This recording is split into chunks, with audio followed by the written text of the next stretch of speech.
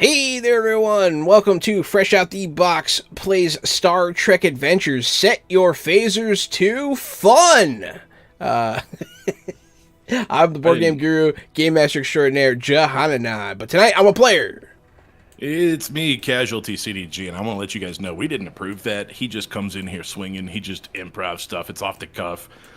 So if he does anything like that and you just feel like you need to throw up, that's okay. We feel like that too. We're just happy to have you guys. We're happy you are here along with our adventure. Like I said, I'm Casualty CDG. I'm the co-host of this fine show, but today this show belongs to this man right here by my side. I'm AD Springer, also known as Corbidian, a variety video game and tabletop Twitch streamer, and yeah, gonna be running Star Trek Adventures by Modificus.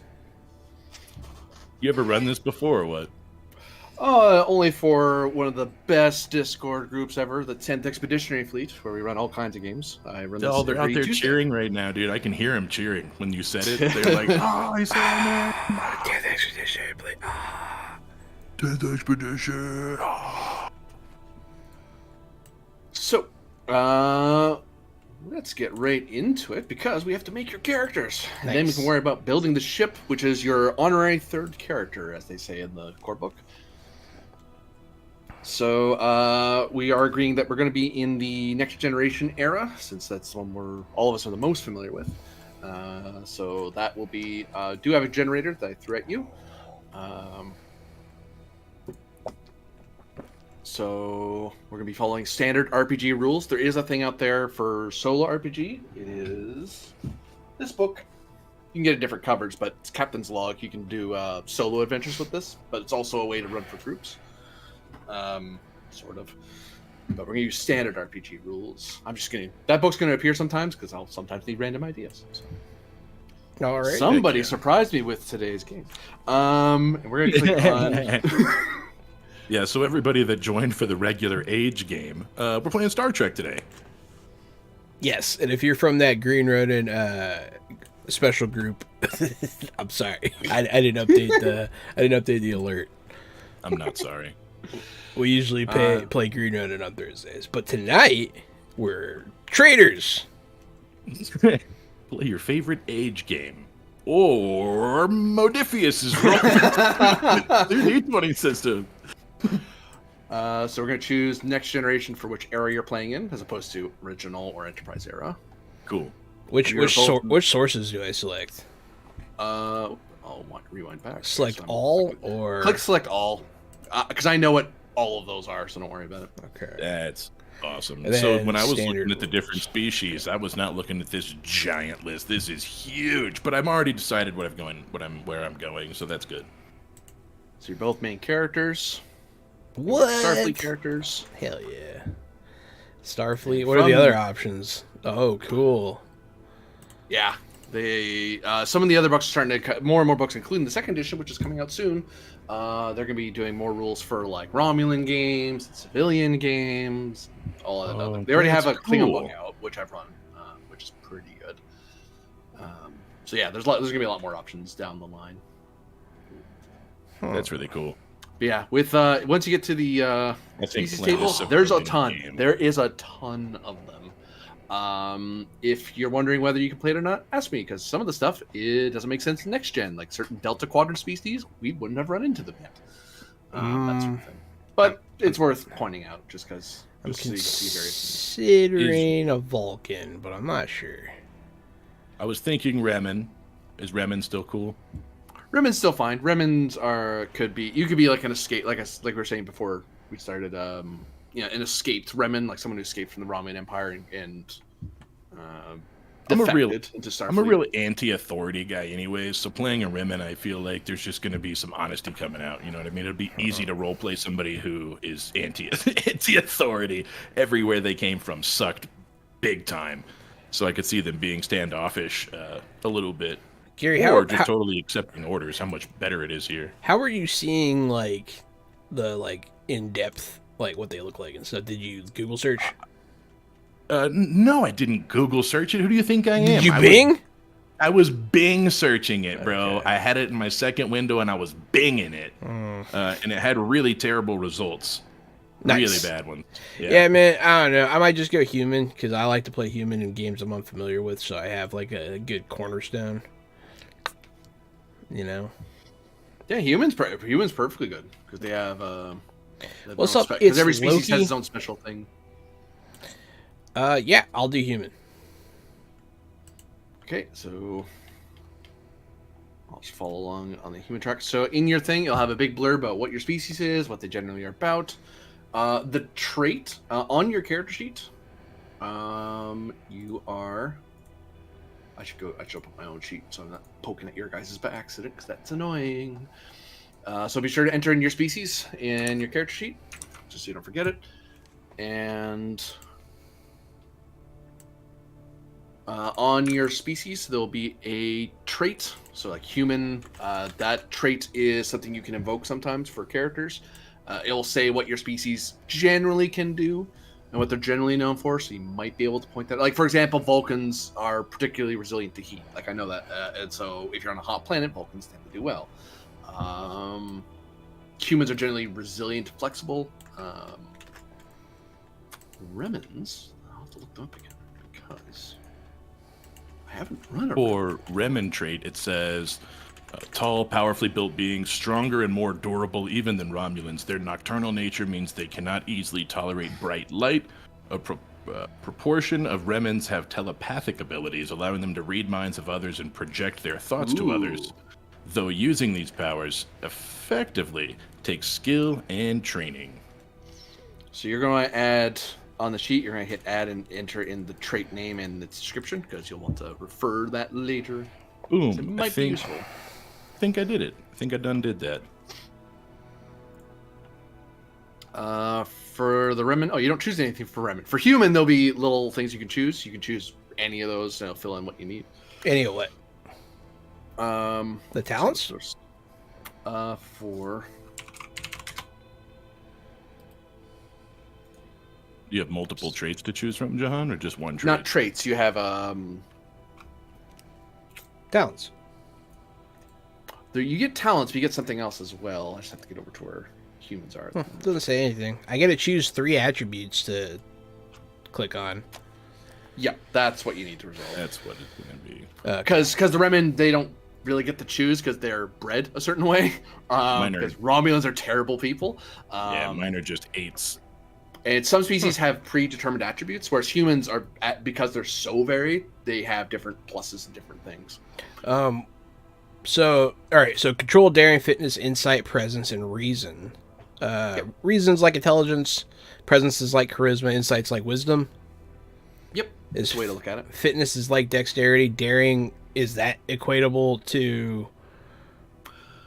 Control is if you're doing fine, careful movements. Okay. Daring is if you're doing fast, rapid movements, like almost instinctual. And fitness so is more if you punch someone constitution. with daring, you punch someone with daring, you shoot someone with control, generally.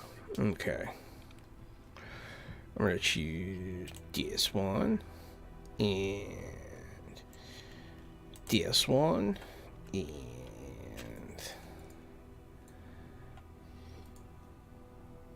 DS1.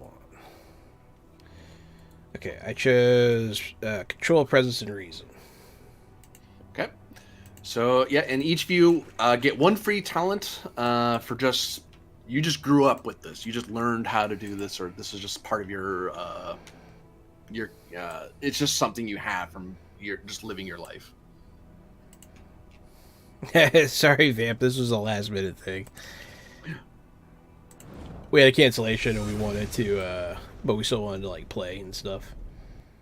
I closed everything. Everything's closed. Everything. Don't panic. Nice. Don't panic. Well done. Don't panic.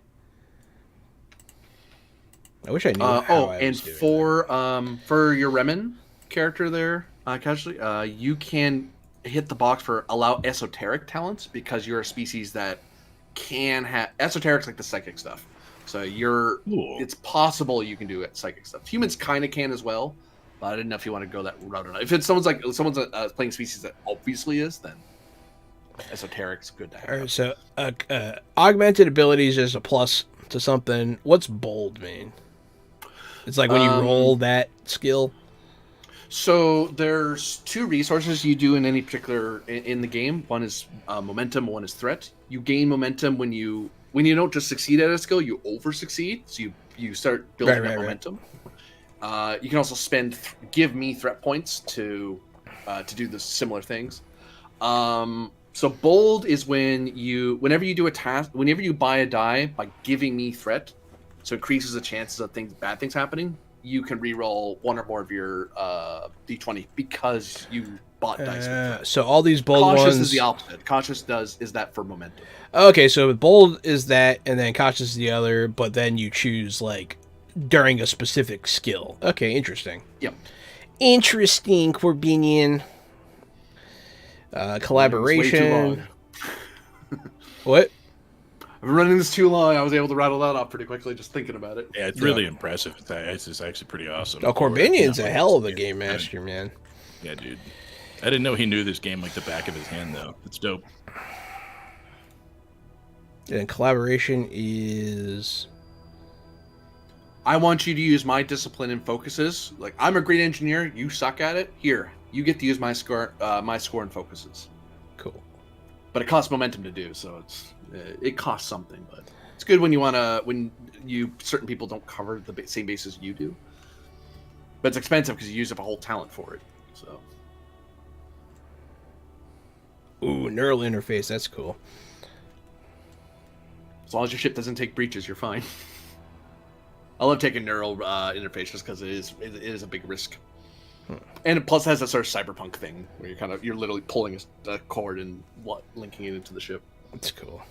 What did you That pick, is Gary? cool. You pick anything cool? You still looking? I haven't picked yet. Yeah, I'm still just like you. I'm still looking. It was really funny because I went down the list and back up, and I was reading neural interface and was like, "Oh, that's pretty cool." And then I said neural interface. We met each other in the middle. Like 10 seconds before it. Yeah, exactly.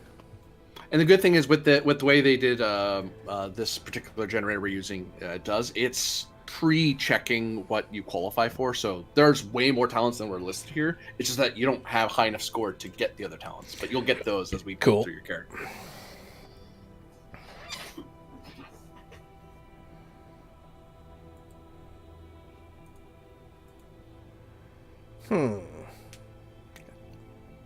Sensory placement. That's cool. Spirit of discovery. You have the drive and spirit courage. You may spend 1 determination, add 3 points to your group's momentum pool. I was actually gonna do this again.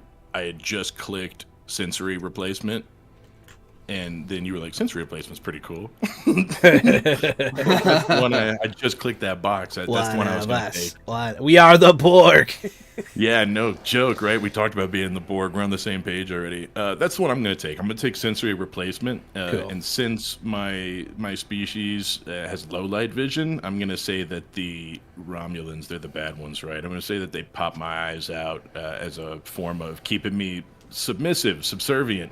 And I escaped and now have eyes that can see even better in the dark. I got robot eyes now. That's sadly possible.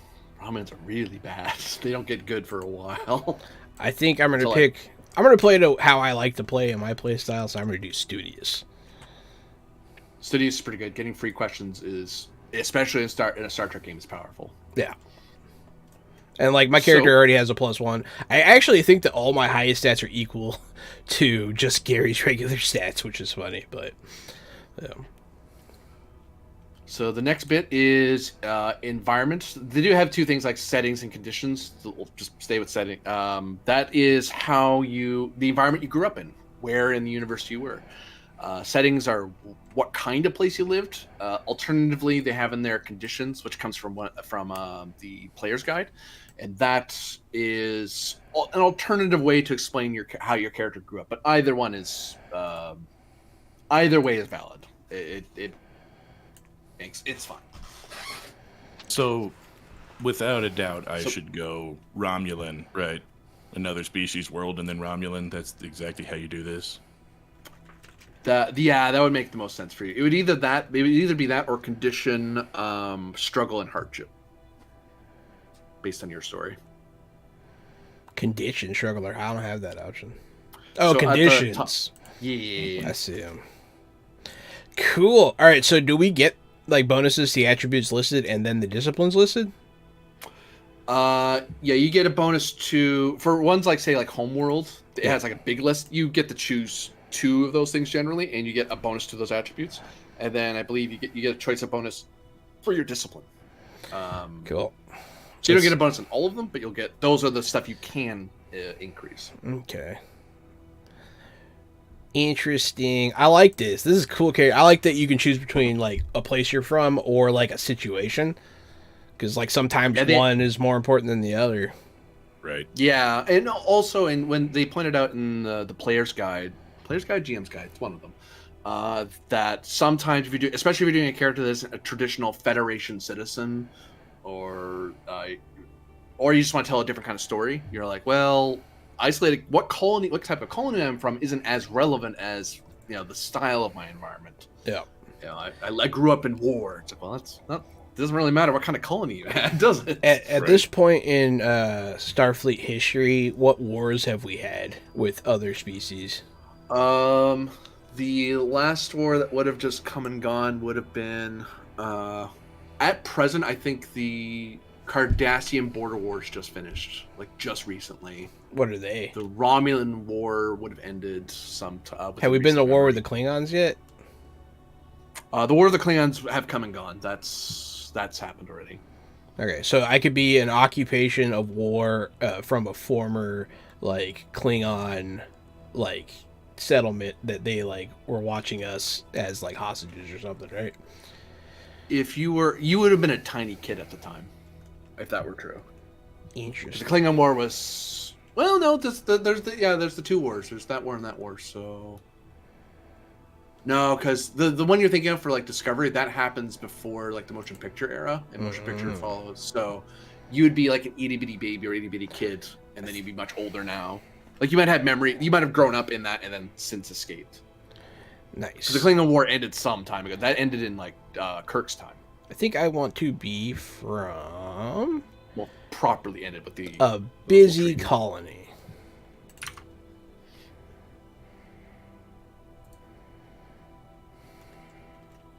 And then based on that, it'll tell you to select one of your attributes, one of the disciplines.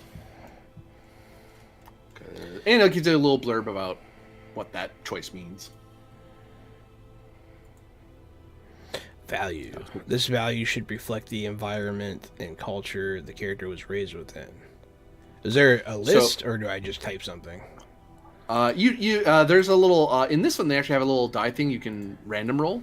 But basically, from that, it'll give you an idea. Basically, a value is a quote the character might be known for saying from that time, or a single sentence that encapsulates that time period. You'll be using values as a way to get rerolls down the line, or actually, that's the beginning and end of it, really. And so your first value generally is your environment, and then later ones are based on different periods. I'm going to choose. I just clicked random ones. So I saw one I like. Humanity is a work in progress. Yeah. I'm going to give a boost to my.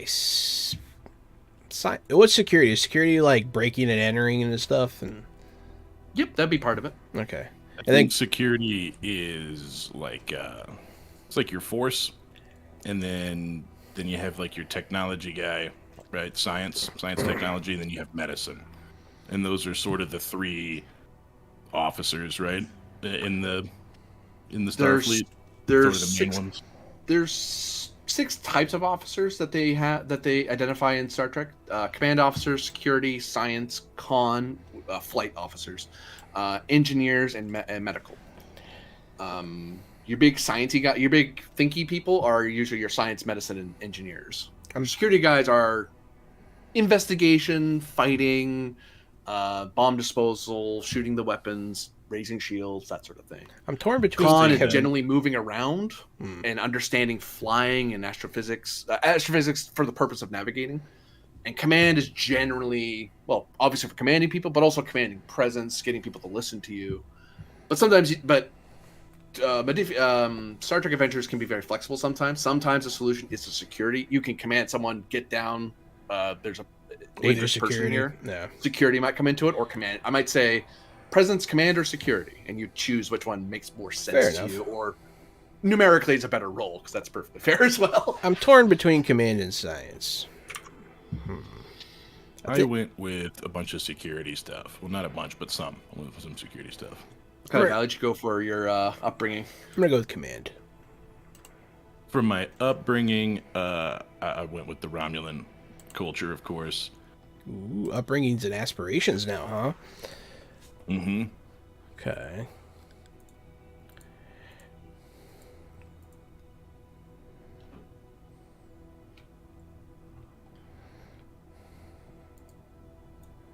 Oh, do you choose from a set on attributes for this one?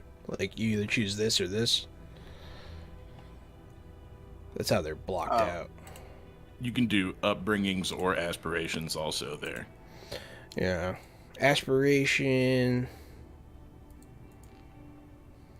So I did environment, another species, world. And then for my upbringing, I did agriculture/rural, because I was reading that a bunch of the Remans are sent into the mines to do mine work. And so I figured that being kind of like the stealth security guy would be good. So I was probably sneaking around where I shouldn't have been sneaking around. That's why I was punished in the first place. So the things I picked to be good at, my focus or whatever I picked, I'm choosing science and technology. and I'm choosing to accept my upbringing, which is an interesting thing that you can do, it automatically gave me +2 and +1 to control and reason. Yep. And then I get 1 skill, discipline. What's con again? Moving around? Flight. Moving around, flight, navigation. Oh, like you have the con? Yes. Interesting. Are we going to be on the ship And to with give other you an people? idea of scale of how good people can be, Yeah. it's a scale of 1 to 5. One, and most Starfleet person, like your average rando, like just random civilian like me going out into stars, I might have a 0 in some of this because I'm not trained in any of it. But all Starfleet people have at least 1 in everything. So and most people will have some skill. So 1's, enough to be useful to do the thing. If you have 2, you're good enough to help someone who knows better, and 3 is when you're actually like professional at it. That's the thing. That's your job, and everything beyond 4 is people who are who have either done the job for a long time or got really good at it. And 5 are generally people who are the best. They are the person they're one of the few people who are that good at it. Because disciplines generally can't go beyond 5 without a talent. And even then, actually, I don't think you can improve disciplines with talents. It's only attributes you can do that with. I'm going to take science here. And then focus is an area of study that I like to focus on. That's cool.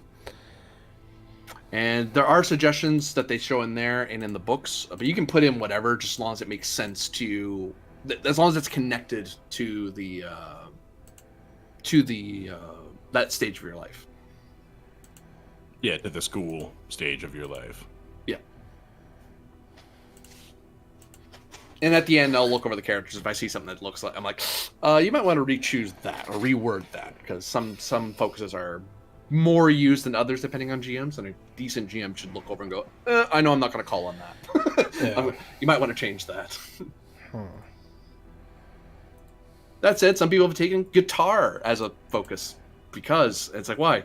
I want my character to be good at playing guitar sometimes. Okay, well, sure. Interesting. How broad can it be? The way I'd put it is not so broad that would apply all the time, but not so narrow that would almost never apply. So I would say something like, for phasers, for example, I might say energy weapons is pretty broad, but it's fine because it won't be always called on. Because energy weapons as opposed to firearms. But if I say ranged weapons, that's too broad. That means every ranged weapon. I'm good at all ranged weapons in all existence. No, I'm good at energy weapons, or I'm good at phasers or disruptors. If I say I'm good with a Type 2 focused Type 2 phaser model 246, that's way too narrow because I almost never come up unless using that exact thing. I'll do biology, xenobiology. That sounds fun. Yeah. And then we get another talent here? Or I do, I guess. Cool. 3 focuses, right? 3 focuses or just 2? Oh, I got 1 Really? so far. Ooh. I'm looking. What did you take for your? Looking at 3. What was your aspiration or? Oh, I picked operations for the ship. I picked a ship operations guy. Oh, I think you're ahead of us. Oh, Yeah. That's probably what it is. Yeah, because I just did my early outlook. Yeah, I'm in my education stuff right now. I might just be 1 page ahead of you, but there's focuses, and it's cool. Yep, same idea. They'll have, based on what track you went with, that will show you what are the most common ones for that department. I'll stop and stay right here so Jahan can catch up. I was in education. My bad. I went 1 page ahead. I'm a guy. Ooh, I'm going to You're take an ops this person. one. This one's cool. Backup plans?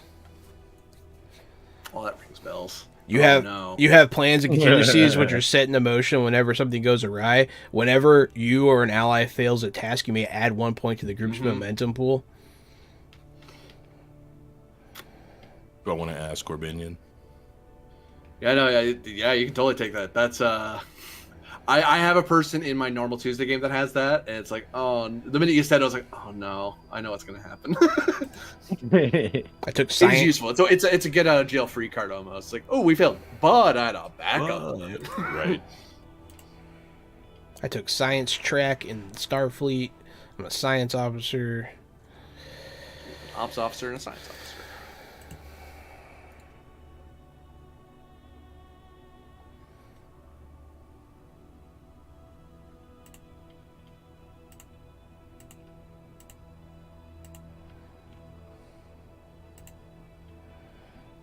Yeah, I feel like ship operations isn't necessarily glamorous, but it's a must. It's a must, right? It's a must-have. It's a must-do. It's a must. You went with ship operations instead of operations track. Yeah. Oh, here's the Yeah, three ship focuses you're operations- talking about. Ship operations is whereas operations are like the people up on the bridge worrying and at controls and stuff like that, or helping manage. Operations generally covers all of the ship, but nowhere one area in particular. They try to help everybody, but there's still like a lot of officers. Ship operations is pretty much all is the crewmen and senior petty officers who deal with all the hands. Like if operations are hands on, then ship operations are the people in the jumpsuits because they're the ones crawling around and stuff or managing this or that. Or in a security sense, they're my job is to guard a door. That's what I do. If you want me to do that, or you want me to guard someplace, that's what I do. But if you want me to do a wider array of things, you want a security guy. So for me, I did ship operations, and I got to pick 3 attributes. I did control and daring, and I made both of the. I think I did 2 in one of them. And then my focus is the things I learned at Starfleet Academy. I did sensor imaging, evacuation procedures, and starship recognition. Because I'm the eyes guy, and I've been focusing on imaging and recognition and starship stuff like that. And my value is the unknown is our playground. Ooh, I like that. And then I got one more talent there, and I did the constantly watching. When you attempt a task to detect danger, hidden enemies, reduce the difficulty by 1, because I'm real good at seeing. So in my, like you said, the ship operations guys, they sort of fill the gap where needed. To me, I'm sort of sensors, imaging, that kind of guy. If you need the cameras cleaned up or polished or new updated equipment, if you're wondering what's the what, I'm the guy who messes with the cameras. Yeah, you're like you're a specialist. It's like it's like you want the sensors to be your sensors as optimal as possible. No, look for so and so. That guy, Yeah. he knows his stuff. I do everything, but if you need the sensors guy, I'm the sensors guy. Which makes sense why science person and ship operations, who's a sensor person, it's like, I wonder why these two know each other. It's like we probably work together quite frequently. Yeah, no joke. Okay, I think The captain wants to see all the things. Hold on, I know who on the ship's like, I need help. Captain wants to be able to see the folds of the universe a century from now. Look, Figure we're out how to seeing do this it. stuff. I don't know what this stuff is, but we're looking at it. I'm gonna need a scientist to tell me what it is. Yeah. There it is, right there. Oh, that's a weird frequency. The machine works, so it's not the machine's fault. Computer doesn't know what that is. Yeah, I need a scientist now. Ooh, and then you get to. I'm gonna stop again. Stop Damn, again. I'm at career invent now. Man, there's still more going. Yeah, that's where I'm at too. Your career length. Okay, so we should stick. I'm gonna stick to standard. Yeah, my career event. So he's at the step after career length. Oh, okay, cool. I picked the. I'm a young middle career. officer. Okay, you're fresh. Yep. Young officer is ensigns and lieutenant junior grades, or on the enlistee side, it's everyone's like crewmen, but it's petty officers, but not master chiefs. Man, these are cool things you can choose. Ship destroyed, special commendations, transporter accident. Yeah, because these are things that happened to before the story started with you. You must have done something before you got onto the USS Your ship. You know, there's a reason you're a hero character. Because that's the thing with Star Trek, with Starfleet main character, with Star Trek Adventure main characters. You're already a cool character to begin with. Like you're already a hero character ready to do something. Whereas your average supporting character, you know, they're good at their one or two things, but that's all they're ever really going to be good at. Whereas you're always going to get better from there. Cool. Been through some stuff. This is a cool creator, man. And then I have to pick another career event. Yep, you get 2. Okay.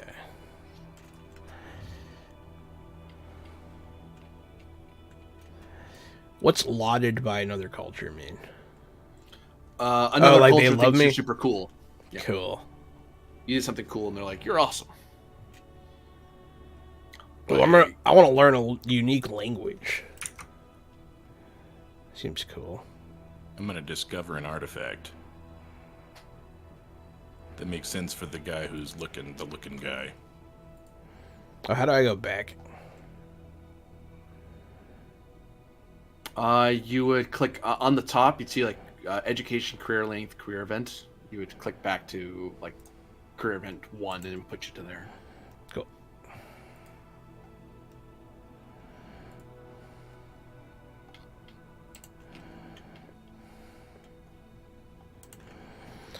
Okay, because I can't get any more science, so Yeah. I shouldn't take something that gives me science. I'll take. Ooh, I want to be mentored via Vulcan. There you go. Nice.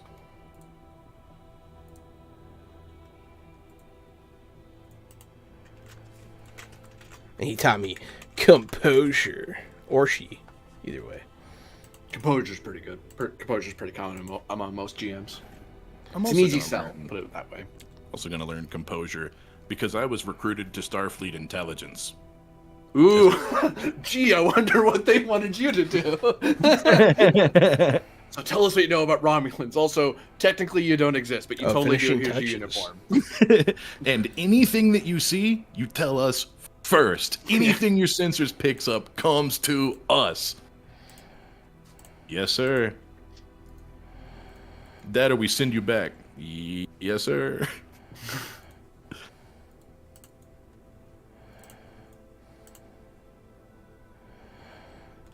And then I need to pick my value, and I think I'm done with this character. The character receives one final value. Oh, yeah, I'm at finishing too. touches, yeah. Yeah, because in finishing touches, sometimes weird things can come up, and sometimes you need to... You get your one final thing that's not attached to anything particular. Your one final value that's just kind of your general outlook for the character. But also, sometimes you have, like, too many points in something, and it's like, this is where we can balance it out. Or it almost never happens. That's something that's happened. I've only had happen in, like, Klingon games.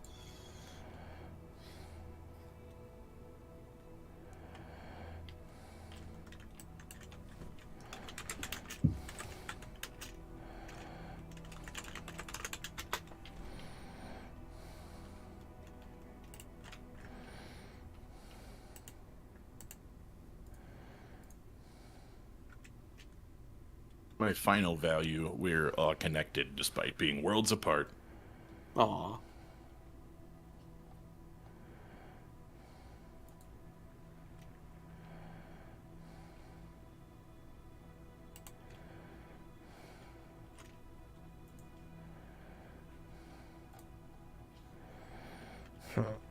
Then the ultimate screen is your name, rank, traits, and all that stuff. Your assignment. Name. Okay. Ananjaha. So, so it says I can be a Lieutenant JG or an ensign. What does that mean? That's the rank you can be, because young officers are either fresh out of the academy or they have like maybe a year or more of academy experience. Which one's higher? Lieutenant junior grade is higher than ensign, Is that? because it goes ensign, lieutenant junior, lieutenant, lieutenant commander, commander, captain. I guess I'll be junior grade. So you're not literally fresh off of the out of the academy. It's like you've had a few months. You've had 6 months to a year. Because what was it? To make lieutenant junior grade off of ensign, just don't do a decent job and don't screw up. You'll make lieutenant junior. What do I put for ship assignment?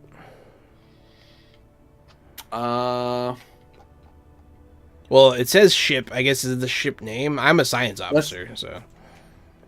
Yeah, so it just put like USS any ship, and we can adjust there.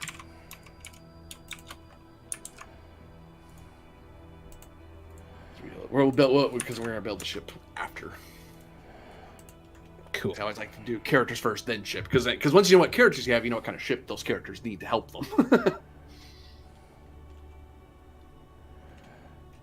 And also for additional traits, maybe it doesn't need to be highlighted, but like for casualty, you can throw in like escaped or something like that. Like you can add Ooh. that trait because it makes sense that that's another aspect to your character. For my rank, I did chief specialist, and for my assignment, I did expert. Oh, so you're an expert sensory person. Yeah, that makes sense.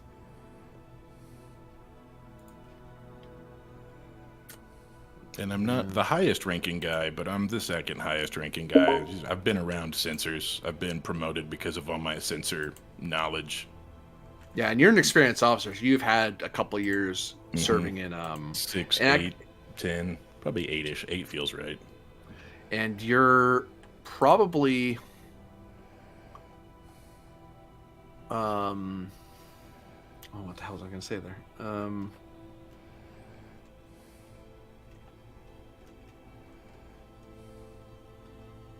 Oh, that was the thing I was going to say.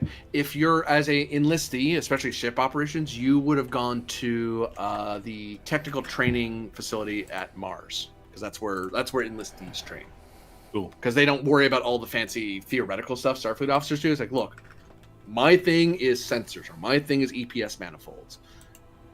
I don't need to know the wider history of the Federation and xenocultural interactions. Like I do my thing, leave me alone. I'll get good at the other stuff later when I'm on the ship. That's why someone like you who's been in for a few years, like, no, I know what I'm doing. But I've been on ships long enough, I figured out how everything else works. Yeah, I do a thing. Leave me alone. I'm really good at a thing. Just let me do my thing. Yeah, that's me in real life, too. I have that attitude. Just let me... Come on, man. You hired me for a reason. Let me do the thing and leave me alone. I'm not trying to do anything extra. And then once you have all your stuff picked, just hit export to PDF. Oh, they have a ramen sheet now. And well, actually, you can export to PDF and throw it at me, and then I can fill in your sheets for you real quick. Or you can hit view, and you can copy over the stuff into the character sheet because I'll have all the stuff there. Some people like filling it out themselves. Some people like me to do it. Either way is good. As long as you don't make me make your character, because no, make your own character. You're the one who's playing it, so. Yeah, no, I like to make my own character. No problem there. Yeah, no problem. Junior grade, unless your name is Wesley. I mean, yeah.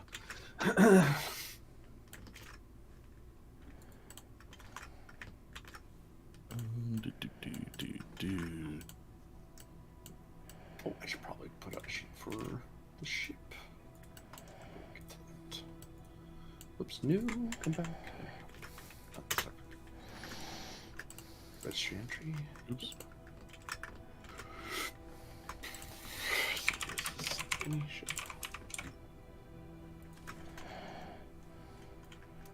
This is one of my favorite things about Star Trek Adventures, making characters, especially with the books, it would take a little longer paging through and flipping around and stuff, but There we go. it's fairly straightforward. Like, as long as you go through the step-by-step like that, like, all that did was just automate a lot of it, but it's like, it is that straightforward. I sent it in the voice chat there. Should I send it in the other one? I got it. Cool. Yeah, I got it. Cool. I accidentally copied over one of my values, so now I don't know what it was. Oh, I might be able to see it still, actually, on the... Oh, yeah, there we go. Whoops, too far.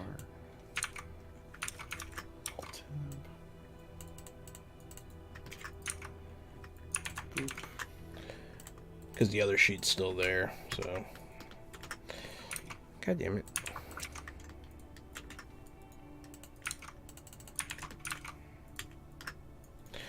There we go. Alright, my values are in.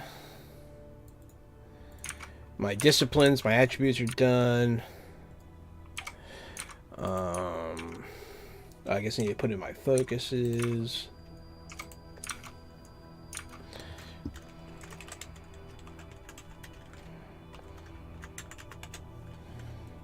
Pretty excited about my talents. I've got ambush tactics and constantly watching, Starship Expert.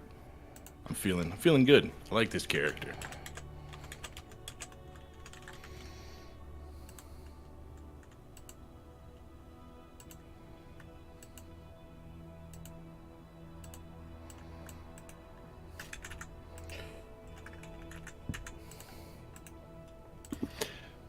For your character, Kasich, I have the unknown is our playground twice. I think you're something. Hell yeah, dude. Let me. I mean, I really like it. You know what I mean? Yeah, I'll figure out something else. There we go. Nothing is impossible, only improbable. It's pretty good. That works for me.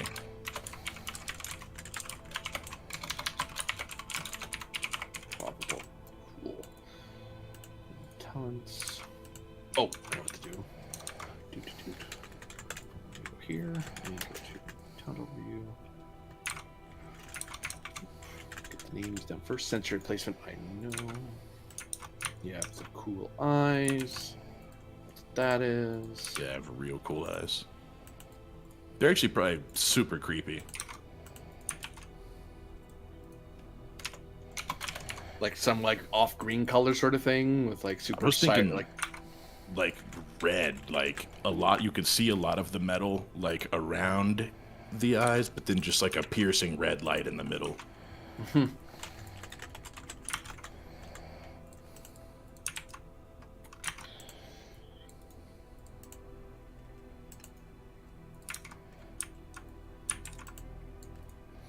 Okay, I got my focuses down. I have biology / xenobiology, anthropology, infectious disease, genetics, empathy, and composure.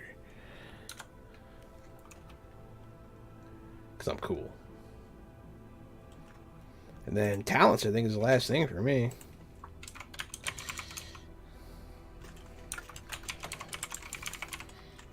Yeah, and don't worry about weapons. I not fill that out on these sheets because the sheets on Roll20 are. Will you add the talent descriptions for us? I can do that. Yeah. Okay. That is. I can do Because that that's quick. actually super difficult.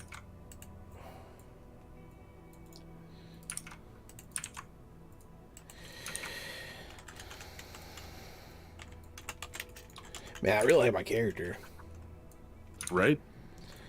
My name's characters. Rostam Radish. It's spelled like radish, and it's a sore point for me. That your name is Radish. The people call me Radish. Hey, that's what the translator keeps doing. That's because you keep mispronouncing it. Mm-hmm.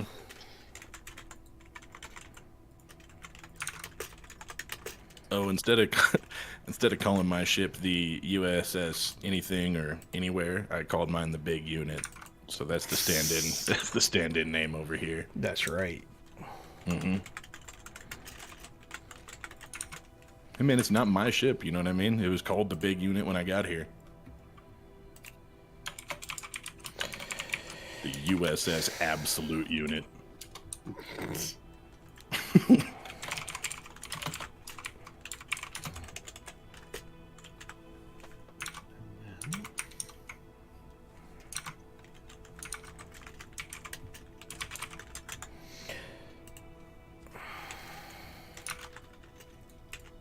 Nope. Yep. I should do that. Yep.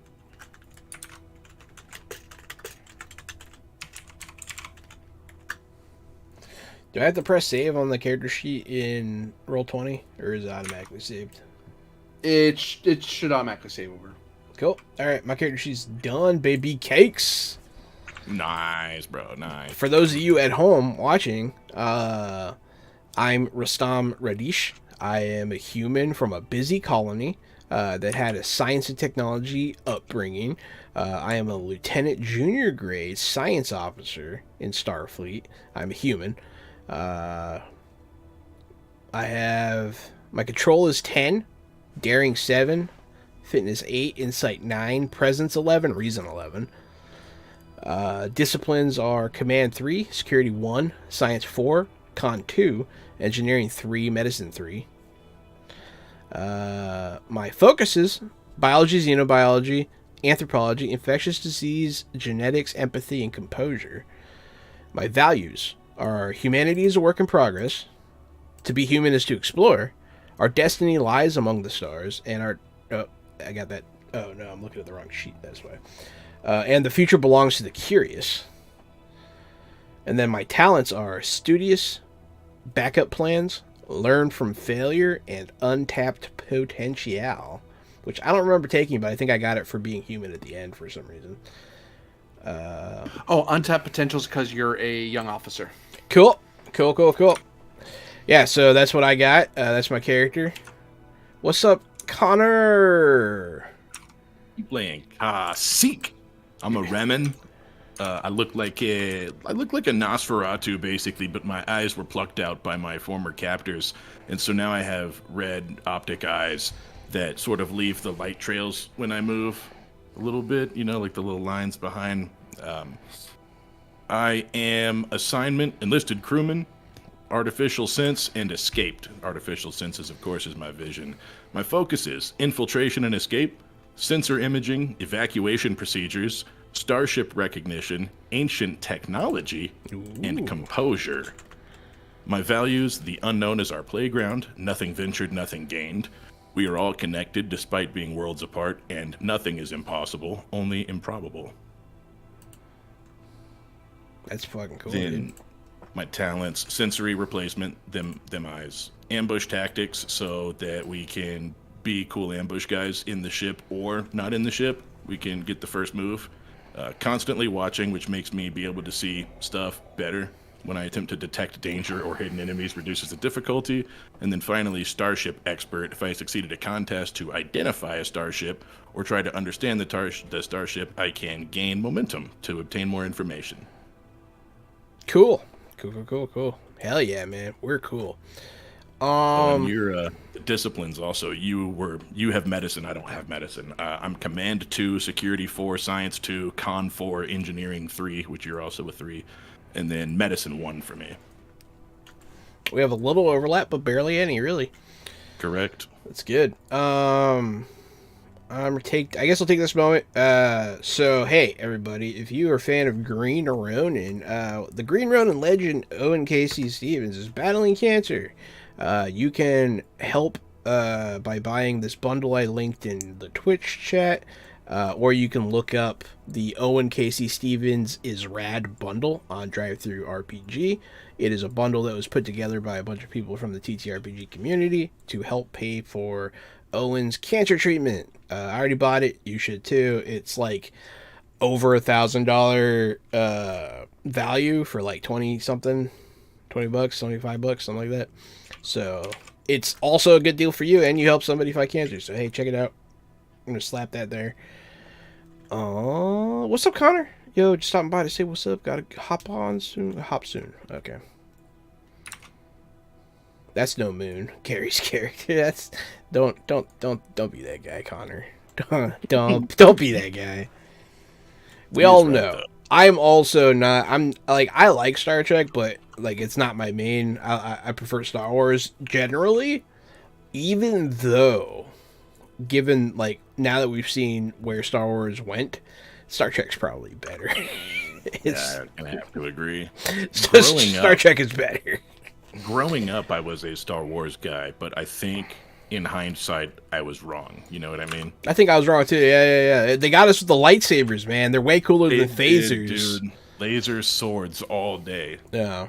If they had laser swords in Star Trek, like it would have been no contest. But done deal. Instead, they have those Klingon antlers. It's called a Batlift, and it's awesome. John, for your, you might want to change the name on your sheet to your character's name. Oh. You might want to change these nuts. Got him. Yeah, dude, you did, and he's down.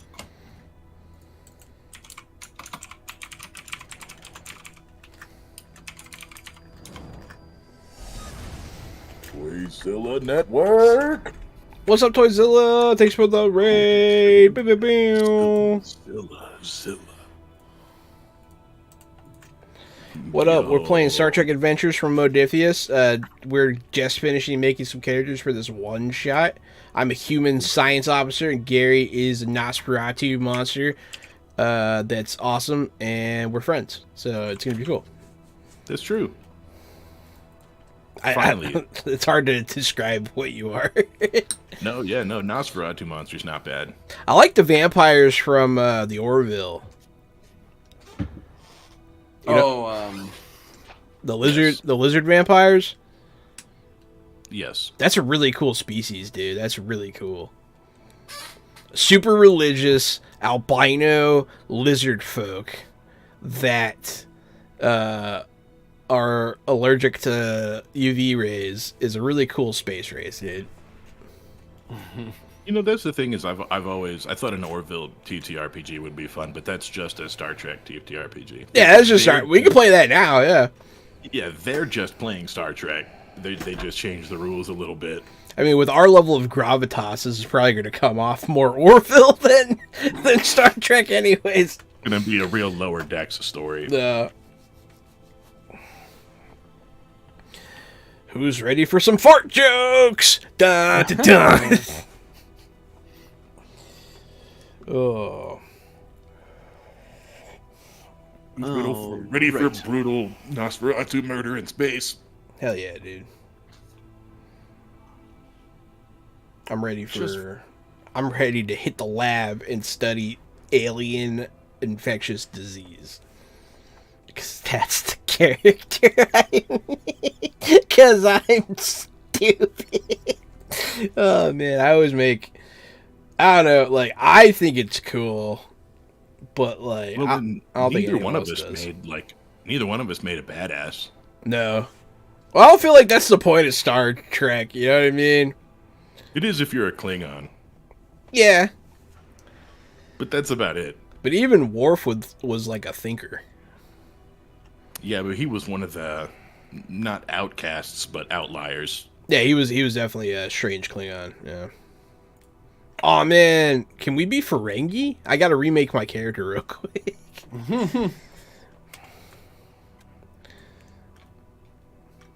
My character's in it for the boobs.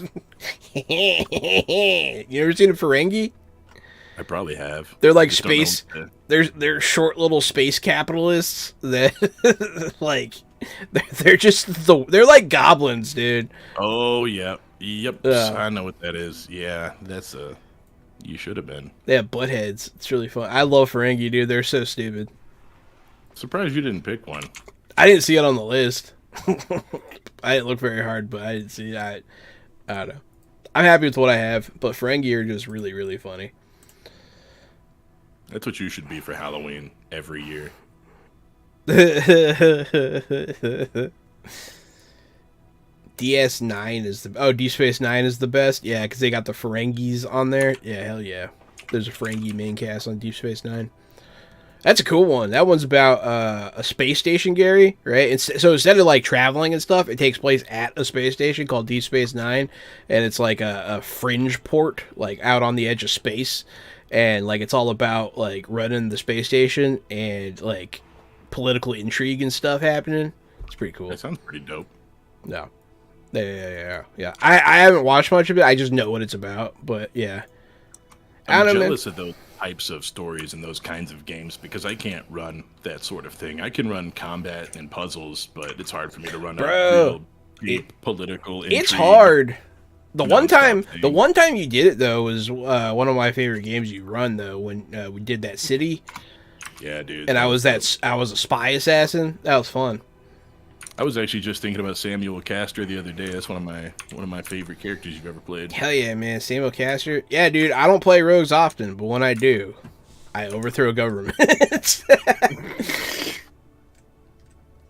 Gary got a bonus for a watch streak. I'm the guy, bro. The guy. The extent of my Star Trek knowledge is the Next Generation, Deep Space Nine, and Voyager. The rest is Beyond. That's still quite a bit. That's that's a lot, Vamp. That's quite a bit. Most people have like maybe one show they're into. Yeah, dude, and also that's kind of like I also am the Next Generation Voyager. I know a little bit about like original series, and then I'm a big fan of the Chris Pine movies. Like those are good in my opinion. Like they really knocked it out of the park with those. Like I'm all in on that. Just for speed's sake, I'm gonna throw this ship together because it's all good, man. Mission stuff. It's all good. Yeah, thanks for your patience, viewers. We are finishing up character creation. Corbinian. This is all kind of thrown together. We had a cancellation, and we wanted to play something because we have fewer people. Like a one-shot, so... Corbinian was kind enough. Characters made already. Yeah, next time, we can play this again. Next time we have an opportunity like this, and we'll be rip-raring ready to go. Mm-hmm.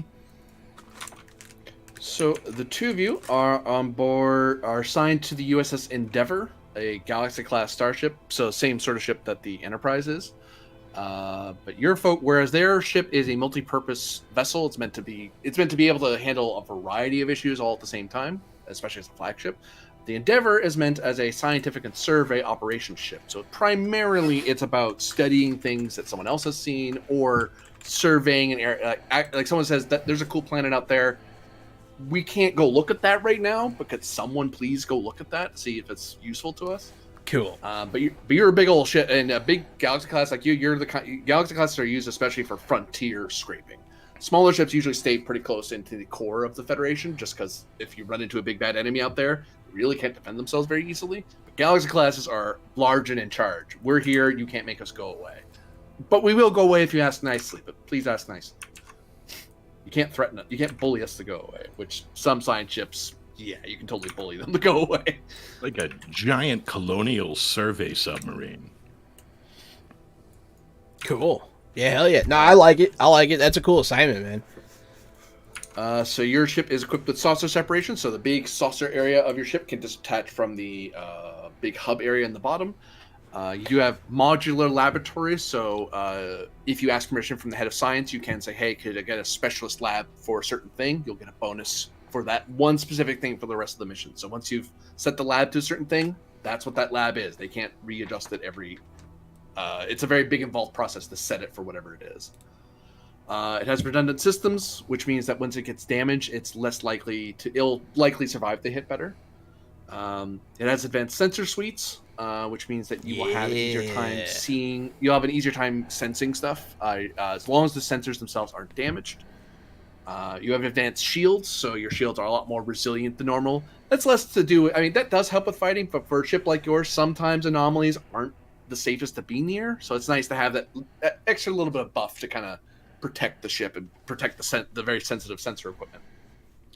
And by virtue of the fact that you are a very science-heavy ship, you also happen to have electronic warfare systems, so that'll allow you to jam the sensors of other people or jam their comms, so they can't yell for their pirate buddies to come waste you. It's like, no, give us a second, sort of thing. I like all this. Mm-hmm. You're equipped with phaser arrays, which you won't worry about too much given your roles, but you do have weapons, obviously. You have photon torpedoes, which are standard for any Starfleet vessel, and a basic tractor beam system, which for a ship as big as yours is really powerful. To give you, is really, really powerful. Our really tractor beam? Yep, because it's the difficulty to escape from a ship's tractor beam is based on its scale -1. So the difficulty to escape from a scale 6 ship like the Endeavor is difficulty 5. So you have to get 5 successes on 2d20 or more. Holy crap. Damn. So it's almost impossible to get away from a big, big ship that doesn't want you to leave. Hell yeah. I wrote some quick notes down on my whiteboard. And I'm going to give you guys X2. And actually, the other reason I did Galaxy Class is I have a graphic for that. Which ship disc separated? Was it the one in the movie? Yeah, that's the Enterprise. The Enterprise has the... That's actually, the funny thing is they kept showing that off in the TV show. They're like, look, we can separate the saucer sections. Like, that's neat. I remember seeing that happen, and I thought it was dope. So, like, I'm totally cool with it. Like, episode 1, they're like, okay, time to join them together. There went most of your budget. Theoretically, right? Doesn't that take the whole command staff away?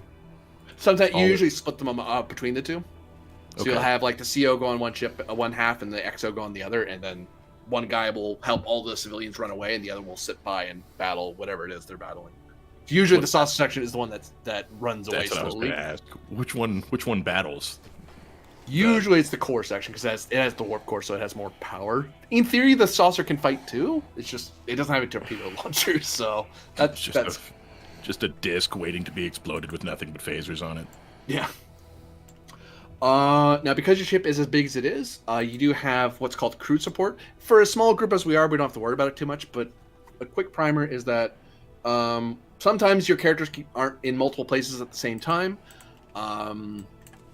And you might use a support character, a much weaker version of your main character it's like Lieutenant so-and-so or Ensign so-and-so is helping with something. In your guys' case, it's more going to be a resource for having, like, I want a security team to come with me, or I want a medical team to come with us. You can bite into crew support as a resource. It's just that you can only use so much of it per adventure, or per session, I should say. So you have a lot because your Galaxy class, it's big. So it's like, I think like the average crew complement of them was like somewhere between 1,500 to 5,000, depending on the ship. So there's a ton of people. So you're just a small part of a much larger experience. Hell yeah, man. All right, I think we're ready to go. Wow. Me too. All right, let's generate us an adventure. If you want to, we take our break a little early, and then get right back into it when we come back. I was thinking we could do that. Right now we're because it's close enough. Intro, yeah, we're gonna intro and then have to break anyways. Yeah, that'll give me time to get it all kerfuffle. Hell yeah, I'm excited for this. Hey everybody, thanks for watching Star Trek Adventures. We'll be right back for the actual game, and we're excited. So thank you, and we'll see you soon.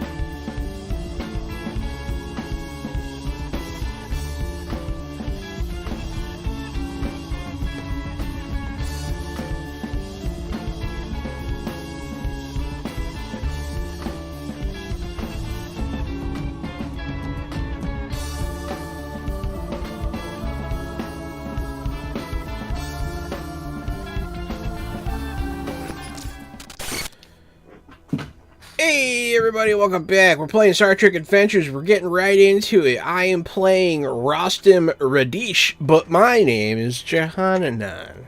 It's me, Casualty CDG, co-host of this fine show, and I'll be playing a Remen named Kasik. I'm AD Springer, also known as Corbinian, and I am going to be your GM for the evening.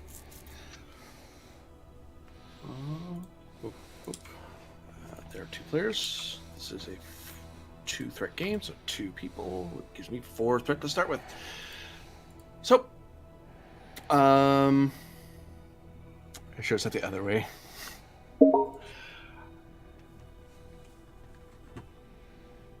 So, before I even begin into the log, just to give you a little insight, I do start with a certain amount of threat, some of my existing currency to make things worse for you or harder for you.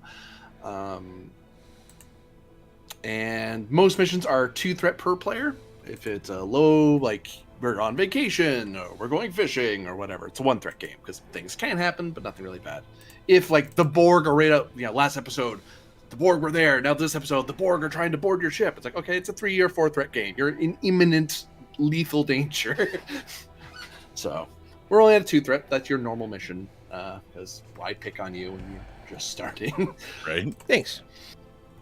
It's like, hey, thanks for playing the game, guys. And I will destroy you. Boons for players. Well, I like know. that. I know what to do with that. We've been booned. Thanks, Yeah, man. we have. I'm Damn. going to give them. I'm going to start them off with some extra momentum just because of that. Hell yeah. What? Now, momentum is normally something that you roll and get for doing over succeeding on things, like doing super well at checks. But on my channel as well, when people give boons and stuff, it'd be like, hey, yeah, get some free momentum. You just get some for free, and if we're full on that, you get extra. Don't worry about it. Hell, But it's a shared yes. pool, so. And you get the maximum amount of momentum you can have is 6. The most threat I can have is infinite, in theory, but most games never go beyond I think the highest I've ever gone in a single game is 30 threat is how much people gave me. Good That's Lord. a silly amount. That is a very Yeah, silly it is. amount. That So should you not have happen. 4, we have 2. Yep. Okay. All right. Time to give you a log. Ooh. Insert poop joke here. Captain's log, stardate 54782.3. The USS Endeavour has been dispatched on a humanitarian mission to aid a planet in the aftermath of an extinction-level event. Our mission is to provide relief efforts and assist in the planet's recovery. However, upon arriving in the vicinity of the planet, we have encountered a distress signal from a neighboring vessel, the USS Horizon, which has reported a stowaway on board and is in need of assistance. Our priorities have shifted as we divert to aid the Horizon while keeping our primary mission in mind.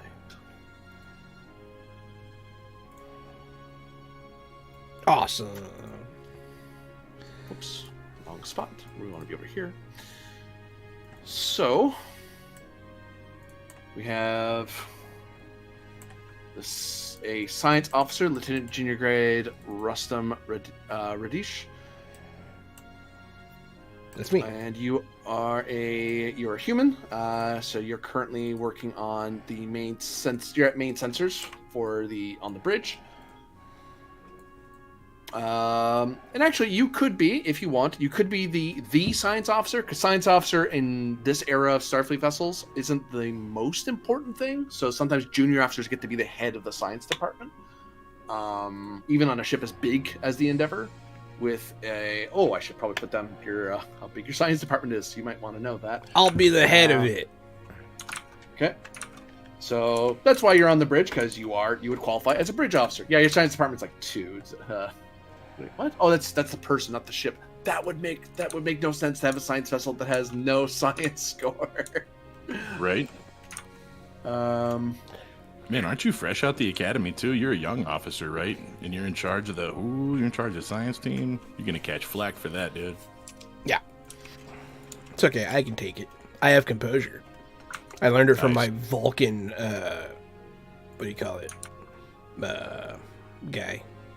Your Mentor. Vulcan training. I also have composure. I learned it from the space CIA. 3, 1. Science is 4, so it's actually you have a very robust science department, which makes sense given the type of ship you are. Okay, there we go. I forgot to put in your departments. That's kind of important.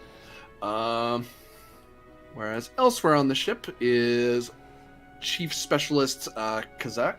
Sorry, Kazik. Oh, I should adjust your thing. Boop, boop. Oh, I didn't update in here. That's annoying. There we go. I can fix it. It's fine. There we go. Update. It's okay. I did a funny thing too. No one could see anything. So we're back. So yeah, Chief Specialist, you are ship operations.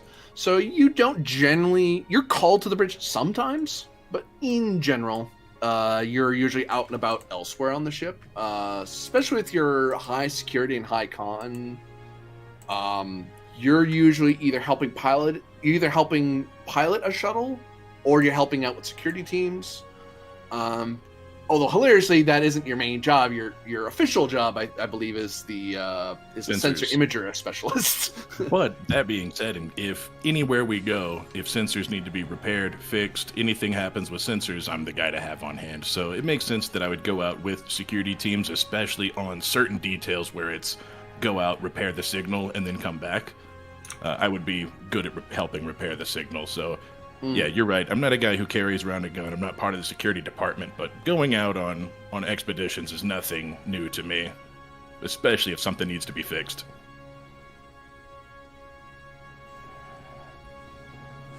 Fixed and flown, like you said. My con is a 4 also, so shuttles, no problem, shuttles. Yeah.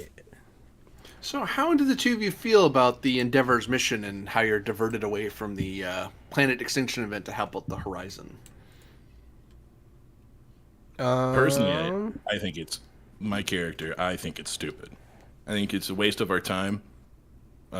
We should be out discovering new things, finding new things and cool things, not getting a stowaway off of a ship. It's embarrassing that they can't handle their business. I'm more. I want to get to the main mission too, but I am curious as to why this is causing them so much trouble. It seems like something unusual is going on, and that piques my interest. Captain Sofia Ramirez, a human herself, looks up at the main viewer and kind of looks over her shoulder. All right, Lieutenant, seems we've arrived in the system. Give me a scan. Let's find where the Horizon is. Yes, sir? Sir, suitable, Lieutenant. It's fine. As female officers, some female officers prefer to be called sir rather than ma'am, just as old Starfleet traditions and translator issues. Yes, sir. What am I rolling here? So, this is going to be a... Actually, it's not difficult. Yeah, it's difficult too, because you're in... I'll explain in a moment. So, pull up your sheet. So, this is a reason science roll, difficulty 2, assisted by ship's sensor science. How you do... The base way you do a roll is you highlight the two things on your sheet. Got it. Click on them. Your base rolls generally are 2 or 2d20. You can buy more by either spending momentum to buy more dice or giving me threat to buy more dice. Or each of you start with 1 determination point, and you can spend your determination toward a value, as in this value is the reason why you're going to do super good at this. There's a variety of ways to do values. One way is to just gain a third die that automatically crits, so it gets you 2 successes instead of just 1. Hell yeah. Or you could save that determination to re-roll all the dice of a roll. Oh, that's good. There's other things I'll bring up if they come up, but those are the 2 main things you do. Okay, so I have the 2 things highlighted. Now what do I press? Do I press task roll? Well, first you check if any of your focus is applied to the roll. My If you think that focus focus is would make this easier or for you, or you think to it's character experience. scan. What am I scanning? You're scanning a star system to try to find the USS Horizon. Okay. Would biology help me find signs of life? You could. What I would do is I would change it from reason science to a reason medicine roll. Yeah, it doesn't really help me. It does because because it's in it changes it to medicine, but also you get to put the focus used to yes. What that means is that if you roll your discipline or lower, you get 2 successes for that d20 instead of just 1. Okay, cool. I'll do that. And then complication range. I could spend to make it harder, although I don't have to because I'll note that you are currently traveling within the Typhon expanse, a part of a space that is difficult to traverse. It isn't officially part of the Federation, but some efforts are being made to colonize, and Federation tries to come out here to look into things, and that's kind of why the Endeavor's out here. You wouldn't normally be helping with this sort of problem, but you're nearby, so Okay. and you're a galaxy, so you probably should be able to handle it. Therefore, your complication range is up to 2 because it's more complicated to do scans out here. And then task roll. You can, if you believe that with 2d20 with a target number of 14, you'll get that number on both of your d20. I don't know. So you're hoping to get 14 or lower Okay. on 2d20. That one's an On each of option, them, sorry. right? Is a task roll an option? You don't have to do it. Oops. You do, Hey, look. and you succeeded. No joke. Double ones. Holy crumbs. Whoops. Okay, well, I win. Yeah, so you got 1 success on each of those die. So that means you hit it dead on the nose. Your ship will help you because as long as you get at least 1 success, whoever's assisting you, whether that's the ship's computer systems or a fellow officer or crewman, they get to roll 1 die to try to help you out. So your ship's sensors. If I wasn't going to do the task roll, how would I roll? Press challenge dice? No, Or- task roll is what you use. Oh, Challenge okay. dice is for determining damage or progress on a long-term Gotcha. task. Okay. Cool. That's an error on the thing. You only get 1 die from ships. That's just something that's happening on Roll20. But the benefit is you have an advanced sensor suite. So that was a difficulty 2. That was actually difficulty 1. So the ship gave you 1. You gained 2. So you actually gain 2 momentum on that roll. Yeah! Get rolling in it! Cruising already, dude. Cruising already, dude. We fucking overloaded with our 4 momentums. I'll pull you over here. So here is the Endeavor. And it is making us keep it. Oh, I see it. I see it. Sci-fi tactical tokens. Loading. This is a cool map. Yeah, this overlay is pretty. Because when you're in a star system, you have different zones for relative to the star. So zones at starship level are huge. Like Earth and the Moon are in the same zone to give you an idea of how big Right. These places are. Yeah, we'll say.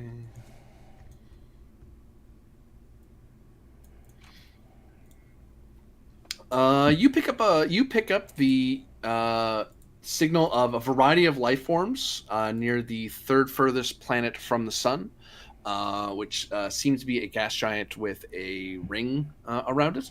But what's weird on the sensors, and I'll pull you over here because you guys, it's good to.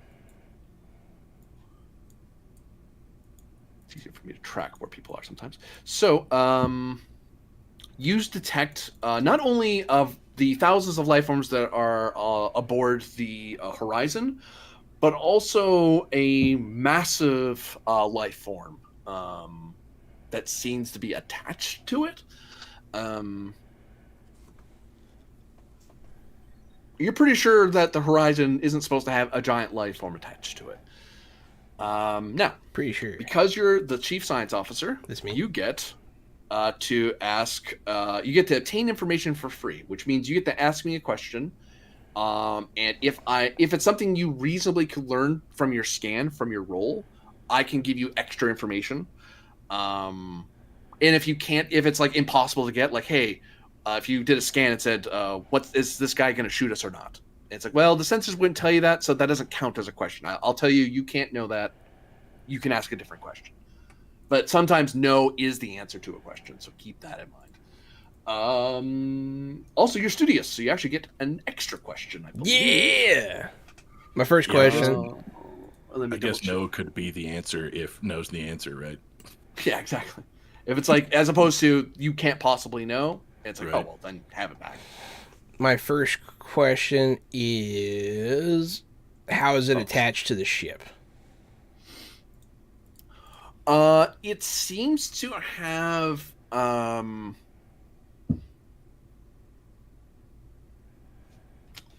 do I put this? Because you're seeing it on sensors. Tentacles, suction cups, teeth, Psychic power. goo. Ooh, goo. I like goo. I like goo. You notice that it's almost like it is laying on top of the saucer section of the horizon, and there seems to be some sort of spatial rift that it's reaching out of, or it's laying out of. Like you're not even seeing the entirety of the creature on sensors. You're seeing like half of it. Oh, so part of it's coming out of a rift? Yeah.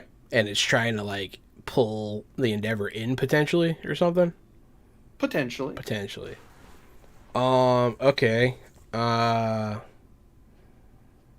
the scans. What's the nature of the rift? I guess would be the logical follow-up question to that. It would seem to be some sort of spatial rift, and the rift seems to suggest some sort of planetoid or some sort of planetoid. You're not sure what class of planet it is. Like So it's on almost the like- other it's side like- of the it's like- rift. Yeah, on the other side of the rift, it's like it's laying on some sort of land, and then half of it's like on land, and the other half is laying on top of the horizon. Interesting. Okay. That is unusual to see. Yeah, it's a strange one. It's never seen. I don't think there's any creature like that in our logs. I've never heard of anything like that. You are the expert on biology. I am. I'm a xenobiology expert. If it were the ship in question, perhaps I could help. Huh. Well, I mean, we should see if we can raise anybody on the ship. If we can get any information from them, that'd be the next logical choice. Agreed. Chief, can you try to tune into their subspace transceiver? Maybe I want to make sure they catch us even if it's damaged. As she looks over to you, Kazik. Yes, I would. Control plus engineering difficulty. That's 2. It's not terribly hard to do. Assisted by comms plus engineering. Yeah. We're here to investigate a planet being, like, destroyed or something, right? There was one being destroyed in a different star system. You're actually one star system over, essentially, because you guys were dealing with something, and then to investigate that planet extinction event, and then the Horizon's like, we're in trouble, help us. And it's like, oh, well, you're in distress, we'll come help you out. Is it possible that these two things are connected somehow? Like maybe he's trying to escape his dying planet. That is quite possible, Lieutenant, says Captain Ramirez. Just amusing. I don't have anything to support it yet, but I mean, Ooh, generate another momentum. it's a very active region. We are all connected, despite being worlds apart. Chief, Kazik notices that as you're able to raise the hail, and there you hear the sort of ship's whistle sort of noise go across the computer, and you can tell that their transceiver does ping that it received, because there's usually an automated system to go ping, yes, I'm a Starfleet vessel, please don't shoot me, sort of signal. So there's the automated signal that pings, this is the Horizon. It's like, okay, you called the right ship. Good job. All right. And then usually you wait a few minutes to see if they can call you. Maybe they're in the middle of something. And then 1 minute turns into 2, 2 turns into 5. It does not take 5 minutes to answer a hail. Especially they know you're out here. In the same system, too. That should be a pretty quick hail back and forth. Yep. Yeah, so after about 45 seconds or so, I'll just turn back, full body, turn back and face the crew. We're getting no answer. However, their ship was hailed. It would appear they're under duress.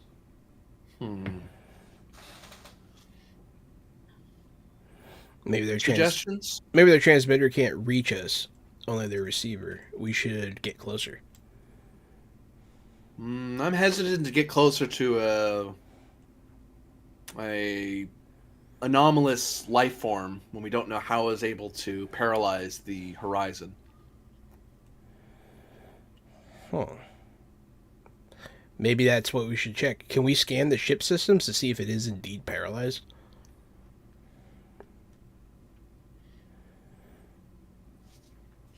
Ooh, maybe we can risk a smaller vessel and go aboard.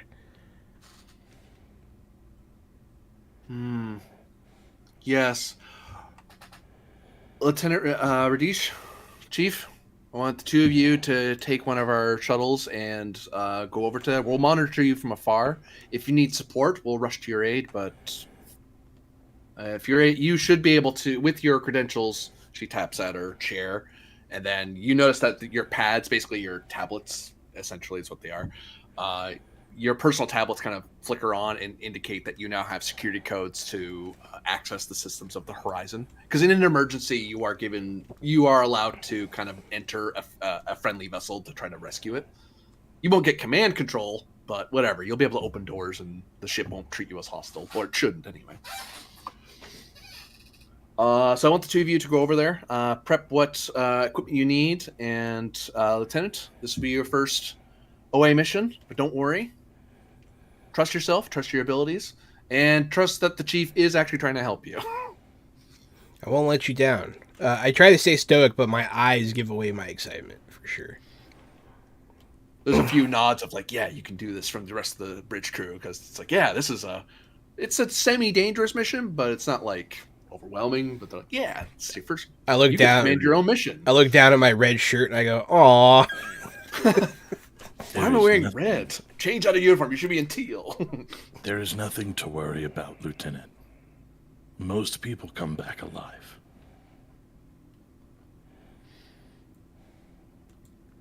I'm not most people. Yeah, let's do this. All right. So you have some time to prep for your mission.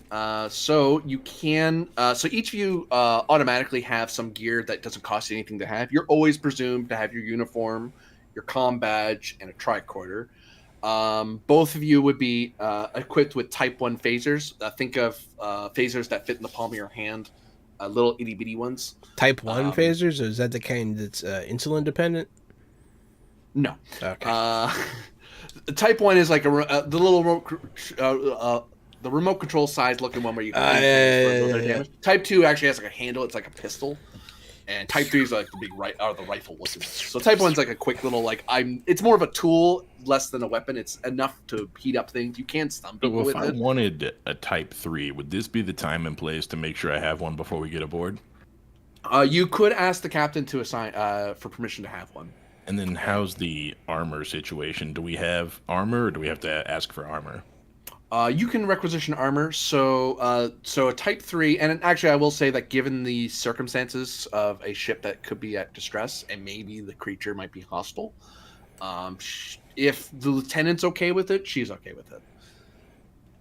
So because it is Radish's mission, but she thinks it'd be okay as long as it doesn't. As Radish thinks it won't mess up the mission. I think that being so armed could be okay, but I mean this is a rescue mission, potentially. So as long as you're not gung ho with it, I'll trust you. The only thing I'm worried about is that giant creature. Yes, but I don't think a Phase 3 phaser is going to hurt it. But, I mean, you might as well have one. Maybe you can shoot a tentacle or something.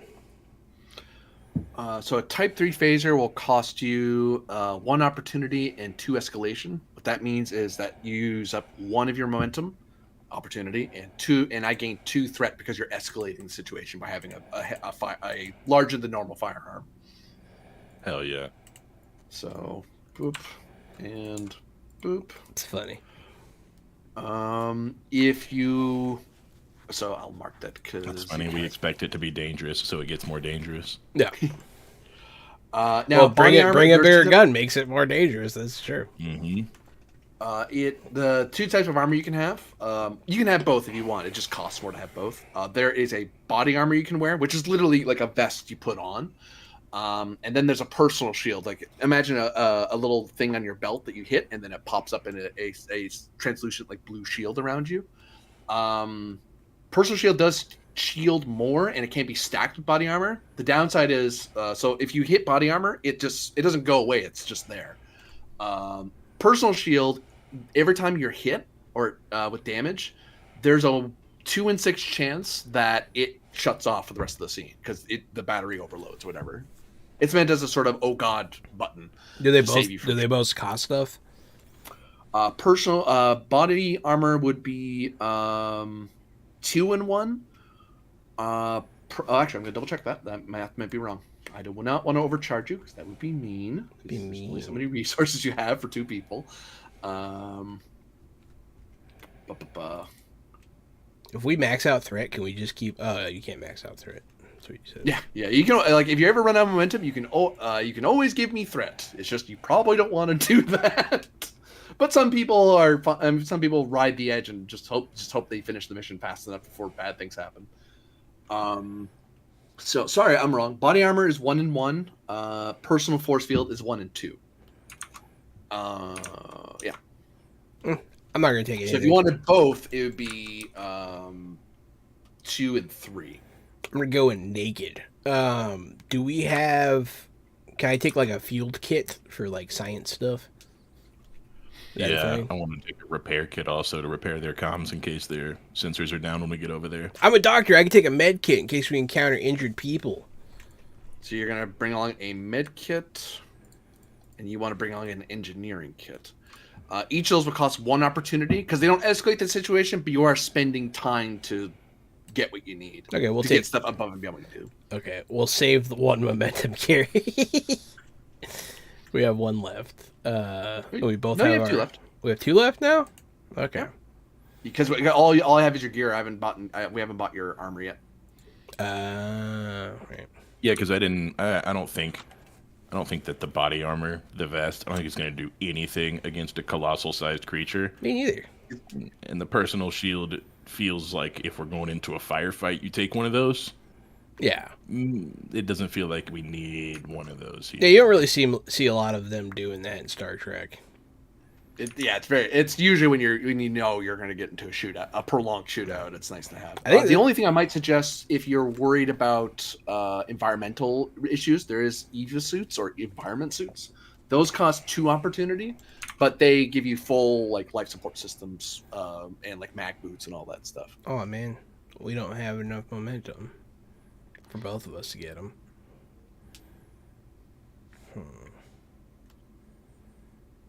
Do you want the big gun or do you want spacesuits?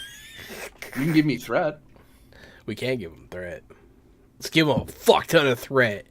Let's give them a little bit of threat. That way we can use the spacesuits and the gun. We can go out there and shoot stuff. Okay, I'll take we'll both take spacesuits. In character, I'm still.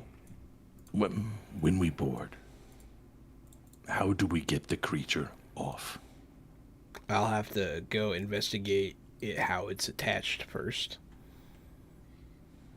I do think it would be wise to bring 2 suits. Yeah. So that's the reason because I'll go out there and shoot it. The hole could be compromised. I think our best bet at getting the creature off, if that is indeed what we want to do, is to close the spatial rift. But for all we know, the creature could be trying to aid a crew in distress. Always the optimist. All right. Do you wish to bring along any type of support detail, like extra officers that they're not particularly named, but they're a group of people that can help out with your mission? Oh, cool. Uh, Are they gonna have spacesuits too? Anything. The way I rule it is that anything that all the main characters have, all the detail has. So Cool. because you both have spacesuits, everyone else has spacesuits. All right, let's get one of those big guns for me too, and then we go in and just blast this. No, I'm just kidding. Everybody's got Everyone's spacesuits got and big guns. Now, the type of detail you can have is there's six. There's 6 different types of detail equal to your departments. So it depends on which one you want to make, which type of task you want to make easier. So like a command detail, security detail, an engineering detail, medicine detail, that sort of thing. Well, I'm hoping for survivors and maybe medicine detail. Maybe we could take people there to triage. You will be busy with the creature, you and I both. Between our expertise, it would be nice to have a medic behind. Yeah. Let's bring a medical detail and tell the infirmary to be ready to receive survivors. Boop, boop, boop. Acknowledge the way, team. All right, and then we'll take a medical crew, I guess. Yeah. And then we're gonna get all sexy with it and go over there. I'm excited. I want to get in the shuttle. Shuttle. And so, is there any other guy you want to take with you, or are you good to get to board your shuttle and be on your way? I think we're good. I want to overgear it. You have a med kit. Yeah. They have med kits, right? Because they're the med kit team. We don't have to buy extra med kits. Okay, cool. Right. And actually, because you have them on there, what I'll rule is that as long as the medical detail hasn't been like downed, and even if they are, you can spend opportunity to kind of pick it up off them, or ask them, hey, can I have one of yours, sort of thing. Cool. Um, Does that mean I don't need to bring one? Because you spent for it, you know that you've spent to make sure that you have one, but you don't have to take one with you. I'll because keep you mine. know that they have It's good to have. Yeah, I agree. It's good to have. All right, I'm ready. Are you ready? Security detail. What's your name? Kirsten? Seek. Seek. Kasik. Kasik. But you do notice I am ready, but I'm not secure. I'm not wearing the security yellow, but I am ready, and I am your security detail. But I think security is a waste of time. Nice. They'll just slow us down. Actually, you both wear gold, but it's if you were security, you would have been walking around with a Type 2 because all security personnel always walk around with Type 2s. The fact you have the requisition Type 3, it kind of highlights. Yeah, he's not a security guy; he's operations. Operations like Black Ops. Ship operations. So Okay. technicians, specialists, that sort of thing. Okay. Cool. What I actually am is an expert. That's what I am. I'm a chief expert for sensors. Cool. That's his official designation on the ship register. I'm one of the best sensors guys you can have. So being on one of these deep space exploratory vessels makes sense. I'm just putting in the time to get even better at what I do. It makes sense that we work together often. And behind the scenes, cough, cough, the chief of security knows who you are. It's like, no, he's one of the intelligence guys. But we don't highlight that. That kind of blows his cover. Behind the scenes, cough, cough, I'm a CIA operative also. Yeah. All right, let's do this. Let's get in the shuttle. You're flying. Of course I am. I'll throw you the keys. I'll throw you the key fob with the keychain. It's got a little magic 8-ball. Little delta on it. I walk into the shuttle and pull the visor down and my keys fall down. So you get up front. There's enough space for both of you to be up front. Medical detail will take up the back and gives you plenty of room in the back of the shuttle to kind of fit in survivors if you need to like physically lift them out. So that means whoops. No. Shrink even further. What I'm gonna go ahead and put on my environmental suit now in case whatever it is gas or breathable or has rendered these people unable to move when we get there. Yeah, I'll put my helmet on when we were about to open the airlock, but I have mine on. All right, so TV start getting ready to go.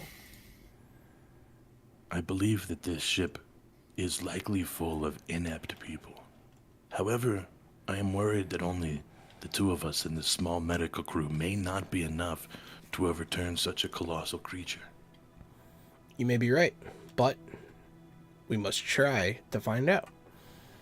I do hope whatever is affecting them can be suppressed by these suits.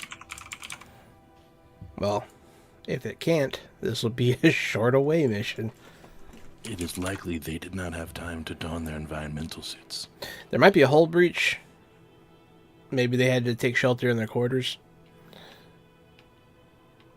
Could be lots of things going on. Yeah. I'm very interested to find out. All right. Man, I really like as this you game. begin. It's fun.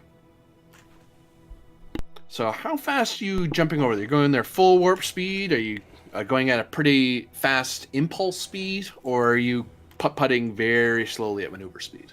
I'm going quick now. We took some time getting our gear together, so I'm going quick, but it's not like we're not racing away from an explosion, so I'm not full throttle, but I'm going quick. Probably so like 3/4 impulse or half impulse. Like you're going quick, but not like hammer down. You're not going Correct. full warp either. Yeah, I'm not going full warp. I'm not trying to miss it or cause another problem, but yeah, I'm not putt-putting either. We're not sneaking up on this thing. I think we have got enough information to get close quick. Okay, yeah, we're gonna do a control con, difficulty of 1. The 1's just such that you're trying to move in such a way that you're not gonna like spook the creature or anything like that, because you're flying through open space. It's not that hard. And the shuttle will try to help you with engines con. I wouldn't hold my breath. Shuttles typically suck. They usually can't. They usually don't. They are not starships. Complication range, you said 1? Yeah, it's 1. And then Oh, I'm task sorry. roll- Before I keep going, this is something you would get to decide before you launched. Do you take a shuttlecraft that has phasers, or do you just take an unarmed one? Does it affect our points? It is escalation 2 to have a phaser-equipped shuttle. So my threat would climb to 10. And if we need something shot, we can just call the ship in. Yeah.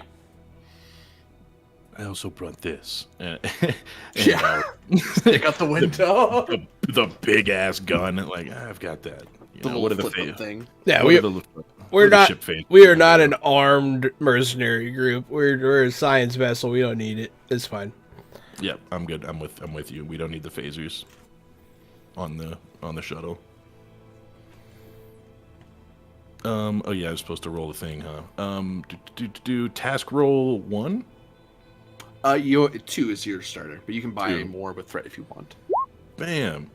Uh-oh. I rolled, and I'm seeing 2 zeros. 2 zeros. I don't love that. I don't love that. I'm gonna be honest with you. I don't love that. So you can try to re-roll that because bad things gonna happen. You can re-roll it with what? Determination? With the determination, we'll see if there's any talents that help. I don't think so. No, No. I don't have So any yeah, you pilot can, stuff. and I don't think Remens in particular are pretty good at that sort of stuff. You know, Mm-mm. they're not natural pilots or anything like that. And none of your focus will apply because you don't do flight normally. So you can try to re-roll those 2 dice by invoking one of your values and spending your determination point. Which one? The value has to make sense. It's the reason why your character is going to succeed instead of failing. So if actually I used this value earlier, I said it verbatim to justify when Jahan was trying to figure out what was going on, when Bradish was trying to figure out what was going on. We were all connected despite being worlds apart. I do think there's something to that, so I will use that value if that's cool with you, and then a It's the reason why you're trying to be so careful. You're trying not to break that connection. I can see. Mm-hmm. Yeah, I do think these things, like he said, these things could be connected. So using a value to re-roll? That's cool. So your determination is spent. The only way to get determination again is through challenging a value, but we'll worry about that if you have to do it. Yes, Got success. your one. Again, I got a success. And does the shuttle help with a 5? It might have. Let me check my book. Engines plus con 6. It just helped. So Oh, you actually thank God. gain a momentum. Cool. Does what happened earlier count as him failing a test? He almost failed, but because he re-rolled, he doesn't fail. Okay, so he does not fail the task. Okay, just checking. Oh yeah, backup plans. That backup plans, yeah. I'm paying attention to that shit. So you start impulsing over at a pretty decent speed. You're trying not to. You notice that for a brief second, you notice you're going a little. You're actually going a little too fast toward the gas giant. And you almost get caught in its gravity well. And you're like, no. You kind of just pull. You just kind of scrape the gravity sphere, if you will, and just kind of ride it along to kind of loop around the planet, rather than going deep down, but also preserving some of your ship's energy. And you come around, and on the cockpit view screen, what literally is just a transparent aluminum thing you can see out of, with like little highlights and everything. But anyway, you see the Horizon, which is also a Galaxy class, and laying on top of it is this. If you were to describe it in Earth-like terms, you might mistake this thing for some sort of whale, except it has a fair amount of itty-bitty feet that are kind of scrambling like crazy and battering the top of the saucer section. And it's like trying to turn around to turn back into the rift, but it can't get around. And the ship's just kind of rocking because it's battering it constantly. This thing's thrashing like crazy, and then it just, as you're getting closer and closer, you see it just kind of. What do you make of the situation, Lieutenant? It does not appear to be a directed attack. Seems like some kind of star whale is stuck on top of the ship trying to get back. Interesting. Yeah. We may be able to help put it back where it came from with the ship's tractor beam, if we can deem that the spatial rift is not a threat. But first... We must first separate the ship from the creature. Yes. Now that we're closer, does it look like it's actually attached? Or is it just standing on it? It seems to be just standing on it. Huh. Which doesn't make sense, because there is gravity plating on starships. That's why you don't just tumble around on the inside. But that's on the inside. The outer hull doesn't have that. You need magnetic boots to kind of secure yourself to the outer hull. So you're not sure how it's going down. But really, its body's hanging out of the rift, right? Ooh, I know how to answer this, actually. Reason plus science difficulty of 2. Because the two of you are pondering this question, one of you can be the lead, the other one can assist with a single task, single roll, a single die, I should say. For sure. Reason, the science animals guy. Yeah, reason, science, and then biology focus. Yep. And then complication range. I'll leave it at 1. I have no reason. I'm at 1. Task roll 2. That's it, right? Unless you're buying more die. Unless you're buying an additional die with that momentum. Yeah, let's buy a dice with a momentum here. Okay. Just because this could be important. So let's do this. I'll have the ship help you with compute. Gosh. Nice. I got 5 successes. Is that a lot? Holy crap. don't worry, the shuttle didn't help. Khajiit, you can try to help with... now, as an assist, you can do the same role as the primary, or you can try to argue for a different combination of I'm not helping with the main thing, I'm helping with something else that makes the main role easier, basically.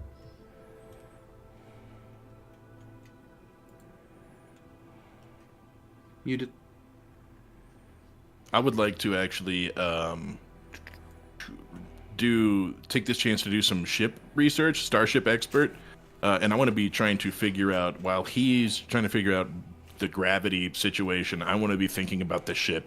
Is there anything inside the ship that could be causing this? Is it like, is the warp drive starting over or something? It's a gravity well starting over and it pulls the creature and then maybe the gravity plating's reversed or something. Yeah, I'm wondering if it's something ship related. Reason con, sure. You roll a single die because you're just assisting. But you'll get a focus of Star Trek recognition given on how you maybe the Horizon has a weird thing about its hull plating. And I did roll 1 success. Cool. So 1, 2, 3, 4, 5, 6 on a diff 2, so you generate 4 momentum. And also, so I'm studious. So when I spend one or more momentum to obtain information, I get to ask an additional question. Yep. So once I give you the information, every time you spend an extra momentum, you get two. Instead of getting one question per momentum, you get 2 questions. Cool. And And then go ahead, John. untapped potential. When my character succeeds at a task for which they bought one or more additional dice with momentum or threat, I get to roll 1d, and the character receives bonus momentum equal to the roll and adds 1 point to threat if an effect is rolled. So you want to roll 1 challenge dice. And if it shows up a little delta, that's an effect. So you want to enter in the number and hit enter before you hit the little button. Oh, I'll take the first one that popped up, which was a 0, unfortunately. So nothing, you don't get anything, but I don't either. Whatever, Corbinian. No, So I've got one starship expert. When I succeed on a con task to identify a type of starship, we knew what type it was, or to try and understand an unknown form of starship, but it's not an unknown form, you gain 1 bonus momentum. Would this apply to an anomaly type of situation, like what could be going wrong with a known starship, since it is the starship expert? That would have to be its own roll, because a con task is the main roller, but the roll you did was an assist roll.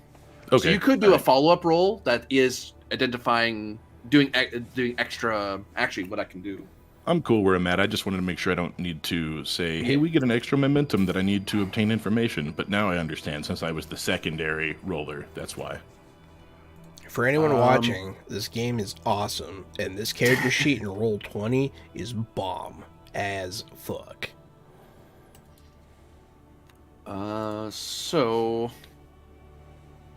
Right, I remember now. So there is. It seems that the spatial rift is kind of almost like it's kind of extending its gravity well a little bit beyond. Part of it is extending some of its gravity well to try to pull it back. Like, it is on land on its side. So on its side of the rift, it's on something, and that whatever planet it's on is holding it down. But also, you're near a rather large gas giant. Its gravity well is actually pretty powerful. And it looks like you're now noticing on your sensors that the ship is actually on a very gradual descent. It's not going to crash right away, but it's close enough that it is pulling the ship down, which means it's enough to pull something that big down as well. So the ship's kind of slowly falling, and then this thing's kind of slowly falling with it. It does seem that your initial hypothesis is correct. We may be in need of the tractor beam. And I'll highlight, because of Kazik's assistance, that it seems the ship did try to reverse the polarity of its outer hull to try to kind of create an anti-gravity field. The problem is it's just whatever damage, something must be damaged on the outer hull. It can't. Ideally, they'd want to use their tractor beam to repel it off. Which would their ship be capable of doing that? They should be able to do that. Galaxy classes are big honking ships. They should be able to push something a creature that's that big. Okay, because for some reason they're not. So something's probably damaged. I will bow to your experience here. It seems that we could potentially help this creature out without risking our ship in the process if we are able to board and repair the gravity plating or tractor beam and use this ship to do it. What do you think? Both boarding and repairing are easy tasks, easily accomplished by anyone who is halfway competent. I believe we can do this. Worst case scenario, we can call for backup and use the tractor beam on the main ship. Excellent. I like it. We are agreed. We shall board, but before we do so, can we run a calculation to see how long we have until the ship hits the planet's surface or the point of no return? You can actually spend your free question if you like on that. Yes, it's a good free question. So, you know what? I have some threat. Let's make your life interesting, shall we? Mm-hmm. How much are you spending, buddy? I just spend 2 to create a complication. Boom, now the whole threat. So when something's a threat that existed in the story, like say the whale or the space rift, I don't spend any threat for those because they're already part of the story. But if I'm adding something that kind of occurred to me in the moment, I spend 2 threat to introduce a new problem. Cool. That's also how much I would spend for like an extra bad guy to show up. And if I'm summoning a ship, I need to spend as much threat as big as the ship is. So to summon something as big as the Endeavor, I'd need 6 threat. Big ships are expensive. It keeps the GM somewhat in line when they have wild ideas. Right. Yeah, I was looking for. I like systems that have GM like reigns a little bit. Yeah, it feels like you're playing on your side. Yeah, it feels like we're both. Yeah, exactly. It feels like you get to play too, and that's a lot of fun. Actually, I know what I'll do. I'll do it this way because I have the things I normally have. So, call it this.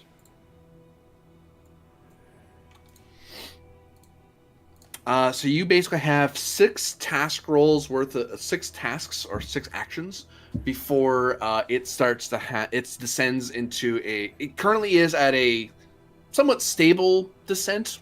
It's not it's still recoverable with not a ton of effort, but in theory, assuming it doesn't have a big thing on it, it can kind of pull out on its own with maneuvering. But after 6 task rolls, if it hasn't gotten this thing off it and engaged its maneuvering thrusters, it needs impulse power to be able to pull out. If it goes even further, if it runs out of time again, then it is on a full plummet into the gas giant. And Cool. Risk of going to crush depth. I like it. All right, we got to get on it. Let's fucking board. You have the helm. Time is of the essence. We'll call this. This is emergency land. Are you gonna try to emergency land like in the shuttle bay, or are you gonna try to find one of the outer airlocks? It depends if you want to go to the shuttle bay and then walk your way to where you want to go, or if you want to get to an airlock as close as possible to where you want to be. Let's do the second one. Yeah, we have access to use the airlocks, so we don't have to use a shuttle bay. So we should use airlocks if we have the access. And from previous ship knowledge of what kind of ship this is, and me being a starship expert, would I know where the best place to land would be? Well, I guess not the best. That's not a fair question. Ideal. Yeah. Where some of my top options to land would be. I would call that. Pardon me, sorry. That's Daring Con difficulty 3, assisted by Engines Con. When you say anything beyond difficulty 2, you might want to buy dice. Is difficulty 3 is that different than complication? Yes. Okay. Yeah, buy dice, Gary. Use the momentum for sure. We have what, 5 right now? Momentum. 4. So you could buy 2 dice with just momentum. Yeah, let's do that. So you cost 1 for the first one and 2 for the next one. Yeah, let's go all the but way. 1, huh?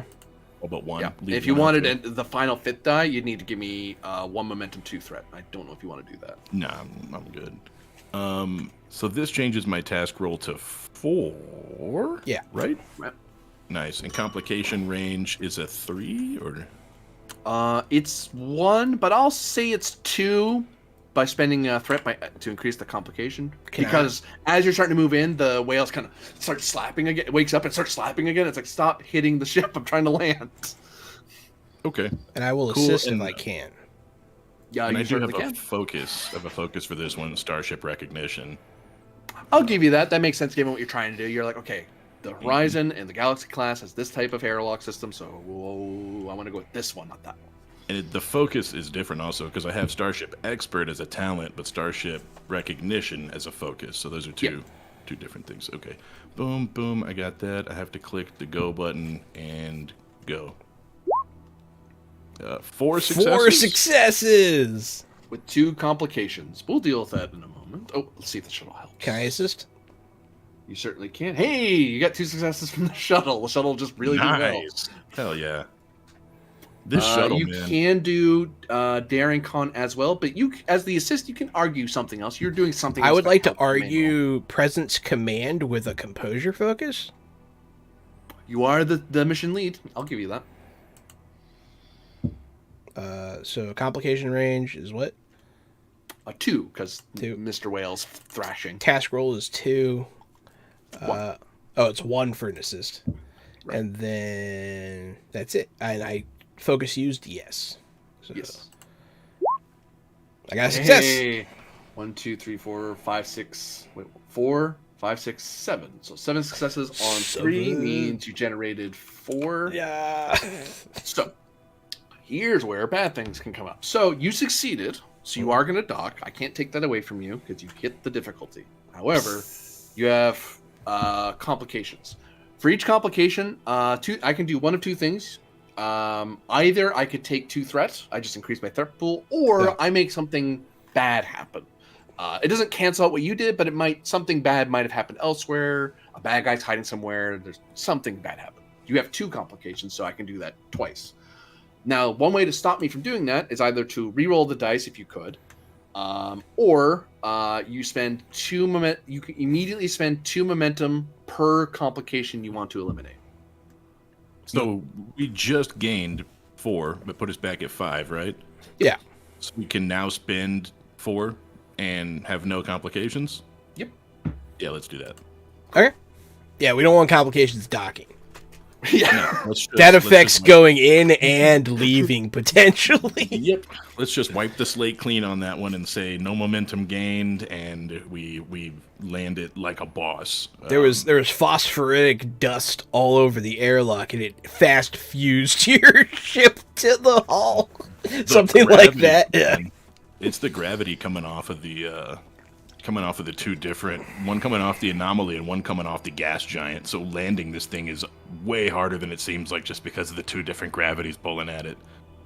But we do get it in. We land. We do dock halfway up the ship instead of in the docking bay, and we are aced up, slid up, looking good. Smelling you're good. doing- Where were you trying to get closest to, just so I know roughly where you are? So I was thinking that we actually, Commander, this is a great Commander question, because I can put us anywhere because Yeah. I know the ship.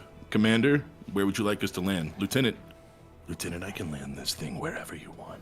Let me know what rooms you would like access to. Now we need access to the ship systems that operate the. We're trying to turn the tractor beam back on, right, Corbinian? That's one thing you could do, yeah. Okay, so we'll do that. Yeah.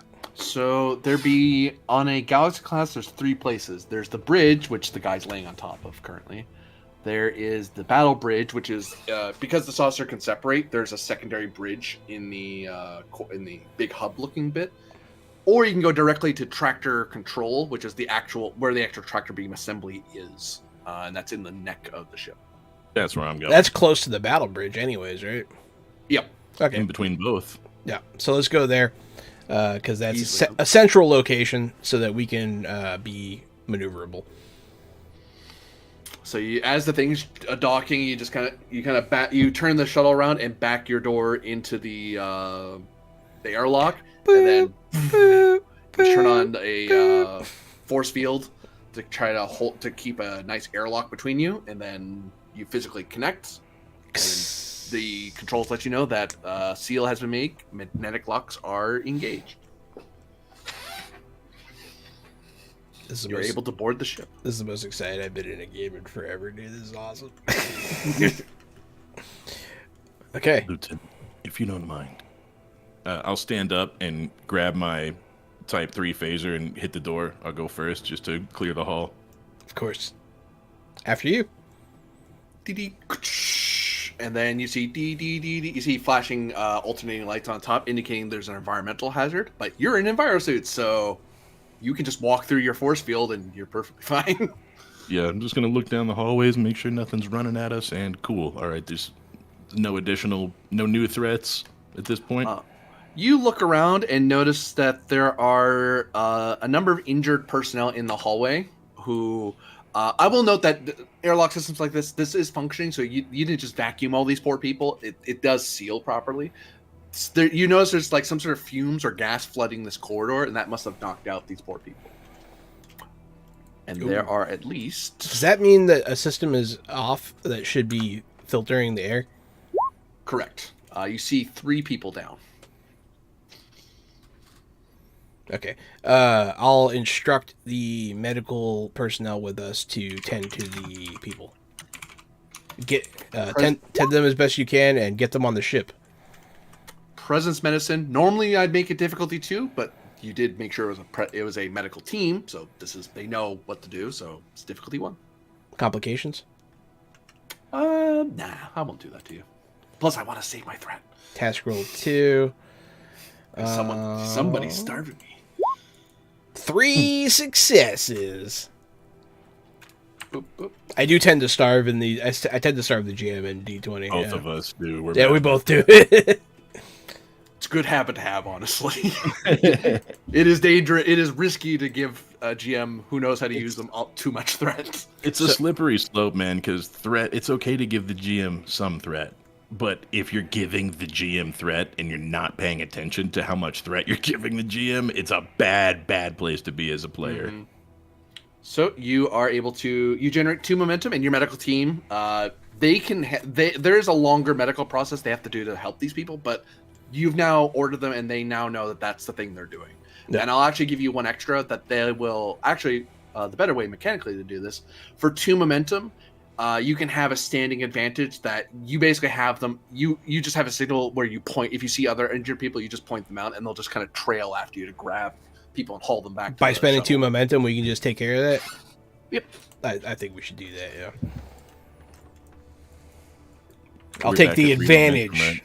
I'll take the advantage. We'll call it triage. We were at 3. That puts us back to 1. Yep. Yeah, y'all. So, So, and yes, you are correct that the environmental control system should be filtering the air. It shouldn't be allowing gas like this to build up in corridors like this. So, would there be a way to vent this from a nearby console, or would I have to go to somewhere else? Ideally, you'd want to be environmental control center in the hub, in the big bulbous part, the big part, further down. Is that near the tractor beam stuff? No, but you can't, because Galaxy classes do have computers along the corridor walls, and there is power. You can try to override the system from where you are. It just increases the difficulty of the task by 1. Oh no, you've been given a threat. Thank you. Are there, as a ship's expert, are there 2 separate life support systems since the disc can detach from the body? That'd be true. There would be 2. There'd be 1 in the saucer and 1 in the hub. And then where we're at now in the neck, that wouldn't happen to give us access to either of them, right? You could get to either, but it would take time to get there is the issue. Cool. Okay. Would I be better suited, or would the ship expert be better suited at overriding the computer? You're trying to affect the environmental control system, which would be you're just trying to make it work again. So it actually would be, what kind of roll? It's this kind of roll. It is control plus engineering difficulty. Normally 2, goes up by 1 to 3, and the ship will try to help. I got 10 control and 3 engineering. What you at? I'm 9 and 3, but we also brought that engineering kit, so don't forget to use that. Yep. Go for it, Gary. That's making this possible. That'll actually open up a panel and fiddle with it. 9. I'll assist you if I have to. Complication range 2. You know what? I agree with you. Complication range 2. Seems like it. And task roll, we're back to 2, right? We're not buying any extra dice. We're just hoping this works out. You can buy dice if you want. Yeah. You can buy at least 1 with 1 momentum. Can we give you a threat and we get 1 dice? 1 resource, momentum or threat for a single die. Cool. 3 for 2 dice. Let's toss him a threat, man. Let's toss him a threat. Okay. Get yourself a die. Let's add a die. 1, 2, 3. There we go. I would like to say that I have a focus that could apply. What focus? Evacuation procedures. Yeah. I'll take Definitely learn about life support as part of the evacuation procedures. And then I will roll the roll. Ooh. Nice. Goose Zeros. eggs. And you can't Zeros. assist with a roll that has no successes. Can I One. use my bro. determination to help him? No, unfortunately. That's actually a special thing that captains can do. Oh, nice. That's dope. So we now get to learn about challenging values. So when you fail a roll, and if you need a determination, you can cross out a value, which means you can no longer use it for the rest of the episode, and you don't get a new one till the next episode, at which point you replace it. What you do is, the way to be able to cross it out, though, the value has to be the reason, narratively, why they failed. This is holding them back. This is why they didn't succeed. Oh, that's cool. And now they're going to succeed because of a different value. Yep, I got a good one. Nothing is impossible, only improbable. So as I fail this, I will just, I look defeated and I turn and look back at you. I'm like, it's impossible. We can't access both life support systems from here. Nothing is impossible, only improbable. And I turn back around and start typing again. So you're going to... So you're saying that's why you failed, is that nothing is impossible, only improbable? Correct. So what are you spending your determination point on? Because you can't use it on that, because it doesn't exist currently. All right. I will spend it on... very appropriate. Nothing ventured, nothing gained. Yeah. Yeah. That works. All right. You So roll we throw them 3 these. dice. We throw these again and hope that they're not all eggs, huh? 4 That's successes. Yeah. That's what's Yeah, up, much Gary. better. Thank you. That's what we Ship, needed. why? That's a Ship. complication by the ship. Thanks a lot, ship. That makes sense. The panel's all fucked up. So the difficulty was 3. You generated 1 momentum. Whoopsie, you almost hit the wrong thing. There we go. So Can I throw an assist currently- roll on this? you certainly can. How are you Okay. assisting? With my brain, I'll be like, oh, you should probably go through the subsystems, something like that. So I'll use reason, also engineering, focus. I would say composure is still applicable in this situation. It's a high stress one. Given the situation, yeah. No. See what I mean about composure? It's very easy to argue for it. It's an easy one to argue for, yeah. I got roll 1 dice. Complication range 2, you said. Mhm. Boom. Another So success. Another success. 1. So you have 2 complications on the board. 1 from the ship, 1 from you. You only have 3 momentum though, so you can only buy off 1 of them if you want to buy it off. Let's buy We off 1, I do. guess, yeah. Yep, we do want to buy off 1. And the complication is you're only able to fix the life support systems for either the saucer or the belly. You can't do both from here. Oh, man, You're can gonna. I, can I scan to see where the life signs are first?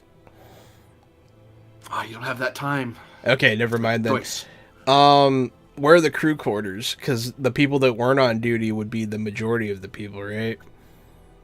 All of You your know what I'll do? commanders- I'll say. I think the disc is the one where all the people are, right? For Exactly. momentum, I'll answer that question. Actually, for momentum, I'll answer that question because that's an obtain information question you just asked me. I shall do that.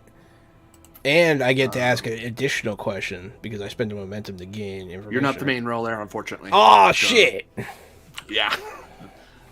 That'd be casualty spending for obtain information. 'Cause he's That's the fine. main. So, yeah, where are all the people? The majority of people, especially civilians, would be in the saucer. Okay. There is some quarters in the belly, so engineers don't have to travel as far. Especially lower deck people, as it were. They're usually down there. But the majority of the civil population would be, and higher rank populations in the saucer. Okay, let's Only turn. lower deck people would be in the belly, and if they're under a crisis at like red alert or yellow, they're at stations. They wouldn't be in their quarters. Okay, so yeah, let's do the saucer then. Huh, Gary? Yeah, that's exactly what I was thinking. That's the command staff, anyways. So if It makes anybody's sense. if anybody's gonna rally and get the morale back up and get this thing under control, it's their command staff. All right, Cossack. Well, I guess we need to, now that we've attended to the people, we need to attend to the task at hand. We're running out of time. Fixing Onward. this should be a piece of cake. All right. So you get to the tractor controls room system. You open the doors open for you automatically as you identify yourself to the ship. There's some injured people in here, but medical trails after you real quick and pulls them out. Yeah. Because it looks like some people were trying to do the same thing you did, and you can see that in here isn't an environmental issue anymore. There are like loose plasma conduits flaming all over the place, but you can see there's like force fields popping around them and fuzzing with electric power as it's keeping the fire from just torching the entire room. Unfortunately, the part that's being torched is where the controls you need to use are. I guess we gotta. As these big, powerful green flames, and these pipes are flapping. With all over the our place. equipment, is it possible to fix it? You could probably turn it off. Control engineering difficulty. I didn't damage the ship that much, so I'd call it that. Control engineering difficulty 2. You or me, buddy. You got this one. All right. I'll fix the tractor beam. You turn off the shocky Control lasers. engineering complication range 1 or 2. Just one. Just 1. I don't think. Well, I mean, composure is easy to argue for, but I don't want to keep doing it. I would say no to it at this point. Okay. We'll say no to that. I don't think anything else really. I can't be empathetic towards it, so yeah. Let's. You don't feel for the poor control system? What about the decoupling Well, matrix? hey, heartless bugger. mechanical empathy is a thing, but yeah. I mean, Task roll. I'm rolling 2. that's not the focus you have, though. Rolling 2 dice. I got 2 successes. Nice. Yep. So you take out your engineer kit, you pop open a nearby panel, and you're able to bypass the fuel. You basically actually go out into the hallway a little bit and start messing with the systems out there. So there's just no more plasma going into that part of the room. So Kazik, powers flop down. around and- Go for it. the force field kind of shuts off because there's now no longer a bunch of fire there. The only downside now is that a lot of the panels are melted. So this is going to be difficult to do, but you can get at some of the controls. That will work for me. I will get at some of the controls. Good enough. Let's throw some engineering on there. Oh, dang it. Made my screen too big. Control engineering, right? For tractor beam, it's actually a security role because it's a tactical system. Ooh. I'm better at security. Complication 1. Control plus security difficulty. It would be 3, but I'm being extra mean. I'm gonna put up to 4. Control security yeah. difficulty 4. Let's throw him through some threat, I think. Are you out of threat now? I'm at 0 threat. Okay, so yeah, let's throw him some threat to give you some more dice here, buddy. I How think many so dice you too. buying? 2. 2, so you give me 3 threat for that. Let's give him 6 and get 3. If you give me, So roll if you 5. give me 6, you'll get your full med of 5 d20. Sure. You know what? At this point, We let's do can't it. fail this roll, so Yeah. This is let's kind do of the it. important one, yeah. This is the So roll come- why we came here. Complication range 4. I will up it to not 2, but 3. 3. Task roll 5. And then, do you have a Alright. focus? Do I have a focus? We are fixing a tractor beam. Let's call it. Man. Maybe if evacuation procedures applies here, but I'm not sure. Maybe starship recognition also. I'll take Starship Recognition, but because it's not exactly what I'm looking for, but it's related, I'll take it, but increase the complication by an additional. So it'll be complication 4 if you use it. But you Cool. get to use the focus. Let's do it. Let's make it happen. That's a house roll I just usually do because it's fun. So you don't have to have the precise thing. You got don't have to 4. Guess at my moon logic. Looking for 4, got 4.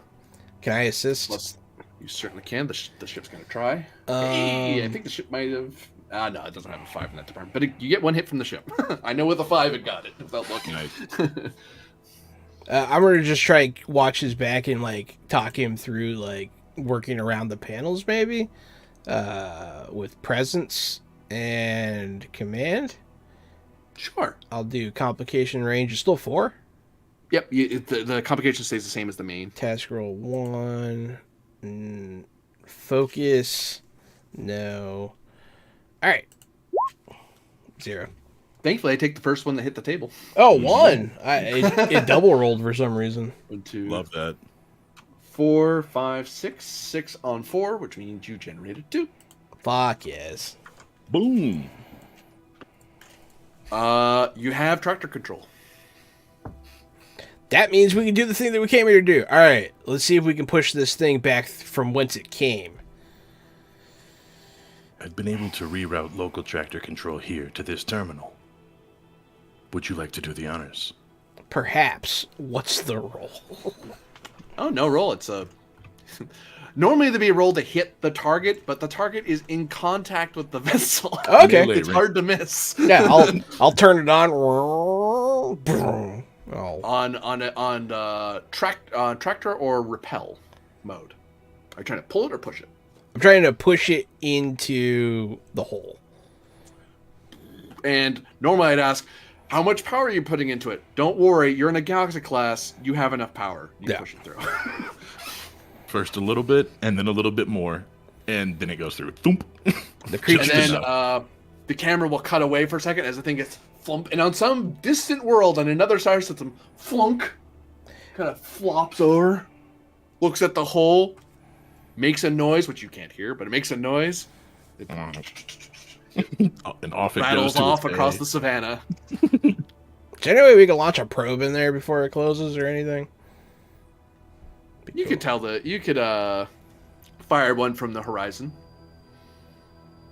Okay, cool. You want to? You want to? Are you going to tell the ship to fire one? Yeah, I'll tell the ship to fire a probe through. The ship, a probe goes took out the torpedo tube. It veers up and over to the rift, goes through it, and then on a distant planet, wee dunk dunk dunk dunk, and then little sensor thing, dee, dee, dee, dee, dee, dee, dee, as it starts scanning where it. Hell yeah! Oh yeah. Maybe we'll be able to learn something about this. It'd be cool. Yeah. So I guess we gotta hit the maneuver thrusters. You said, right? Mm-hmm. All right. Can we do that? We have to go to the battle bridge for that. Is that the closest? Battle Bridge would be the closest place to do it without having without doing an override. Okay. Let's go do that. Okay. I will call this a sprint because I imagine you're trying to get there as quick as you can. Yes. Mhm. So fitness plus con difficulty normally would be 0, but I'm going to spend 2 threat to say that due to the damage the poor creature did, it knocked some debris into some of the hallways. So there's a bit of climbing, a bit of sliding you have to do, a bit of magnetic boot running on walls to get where you're going. So it's not super hard, just a little bit harder. Fitness con difficulty 1. Do we both make the roll? 1 leads, 1 assists. Okay. Let Gary me lead because infiltration and escape. Those are my focuses. I would have taken it. Yep. And I rolled double ones, and you rolled a ones. We got 3 successes. So you gain 2 momentum. You 2 very quickly start racing your way across Hell yeah. the neck into the battle bridge. Sadly, both sadly and fortunately, there are no injured people in here. It seems the situation must have degraded so much that no one got to the battle bridge before things got bad. So you're kind of by yourselves in here. Now that we're here, you were going to focus on what systems, Jahan? We have to get the maneuvering systems back up so that we can pull out of the ship's gravitational pull. We could also re-engage life support for this system since we did the upper systems already. Yes, but save the ship before we save the systems, I think. First maneuver and then life support? Cool. Because we're still within the range where it's relatively simple to maneuver away. And that's good. On the plus side, the engine system does work. It just they couldn't because the crew is incapacitated. No one was controlling the ship anymore. Nice. We don't have to fix cool. it. We just have to go. That isn't. Yeah, I like that. Cossack, you have the con. I'll go sit in the I can sit in the captain's chair, I think, right? I'm Yeah, allowed. yeah. Yeah, I can sit in it. Technically, you're the senior most officer aboard. I've never flown a Galaxy class before. I say as I sit down and take the helm. I'll sit in the captain's chair and decide that I think I like it. I think I like it. I might look better in red rather than teal. Yeah. All right, we're gonna do it. We're gonna hit the engines. We're gonna cruise. Control con difficulty 1. Control con difficulty 1. I don't have piloting stuff. No focus. Don't need it. Damn, I was gonna say spend some momentum, but Yeah, that's true. We do have. I have a determination, but I have to spend it and invoke a thing, right? Well, you already spent it on a Oh, I reroll used before, mine. right? That's right. So Right. you'd have to get another one. You'd have to. Challenge another one? Strict black letter of the book. You're only supposed to be able to challenge once per game, but I let people challenge multiple times because it's funny to watch people cross out multiple values. But if you can cross out another value and spend it on a different one, I'll let you do it. Hey man, That's it's what a I do in my difficulty. normal games. It is a difficulty 1. There is still a chance that the acting captain can assist for a pass. no, not when you get 0. Oh, not when you Yeah. don't succeed. That's right. Yeah. Will we so- get to try again? It's just the difficulty be harder because now you have to engage the impulse and pull yourself out. So you could Okay. fail this and just impulse your way out instead of maneuver out. Yeah, I'm okay with that. I did say I've never flown a Galaxy class before, and the dice don't lie. Ooh. So fail, and then the clock resets back up to 6. You have 6 I'm re- more like, turns, 6 more tasks before you start getting into death spiral time. Backup plan. We get a point of momentum, I believe, because an ally failed a task. Oh, I thought that was some. Oh, I'm thinking a different thing. I'm thinking a different ability. Your ability is correct. I misremembered how it worked. Yeah. I wrote it down. I'm smart. When you start trying to pull out, be like, we're too close to the planet now. We have to use the impulse engines. It's okay. I had a backup plan. Let's. Now I'll spend the momentum to buy some Yeah, dice. spend all the momentum. We're looking at. Am I looking at 5 or did I lose count? One. You're We looking have at 5. Yeah. 5. So you can spend. New difficulty is 3. 3 because you're trying to pull out of a much deeper gravity well. All right. How many dice are you buying? Sorry. We buy 2. It costs Yeah. 1, 2, 3. 3 dice. Boop. That puts me at 4. Down at difficulty 3. We can spend all of Yeah. it and give him a threat as well to get an additional dice. Because I just have a single thread at the end. Let's of do the that. random, Let's 100%. Let's do that. Okay. Boop, boop, boop, 3 boop. successes. There you go. Now the ship can help you. I'm going to assist by commanding. Thanks, so ship. God damn it. Did the ship do a complication? Yes, it did. I'm gonna, Thanks, ship. steady. I'm going to say steady. This one I am going to call for composure because we're about to crash to a planet. Yeah, that's fair. Task roll 1, complication range 1, command presence. Here we go. I got a success. 1, 2, 3, 4. You generate a momentum. You have a complication on the board. You don't have a way to buy it off, and there's only certain talents that let you re-roll the ship. So the comp happens. I can't think of a good way to mess with this without making it a fail. So I'm just gonna take my 2 threat. Okay. I can't think of a good reason to mess with it right now. Yeah, you don't want an engine to fail and us to continue to crash because that's not what's supposed to happen. Yeah, because you succeeded. It's like I'm not supposed to take that away from you. So yeah, no, you impulse the horizon up and away from the, and now it's able to achieve a stable orbit, or you can just make it give it really big distance away from both the spatial rift and because you can move it into like an adjacent zone. Yeah, we'll bring it to a zone closer to the Endeavor. It seems smart. So you're gonna fly over. I want to get into their computer systems while we're doing this and steal their Shuttle with information. you. Because you're a spy.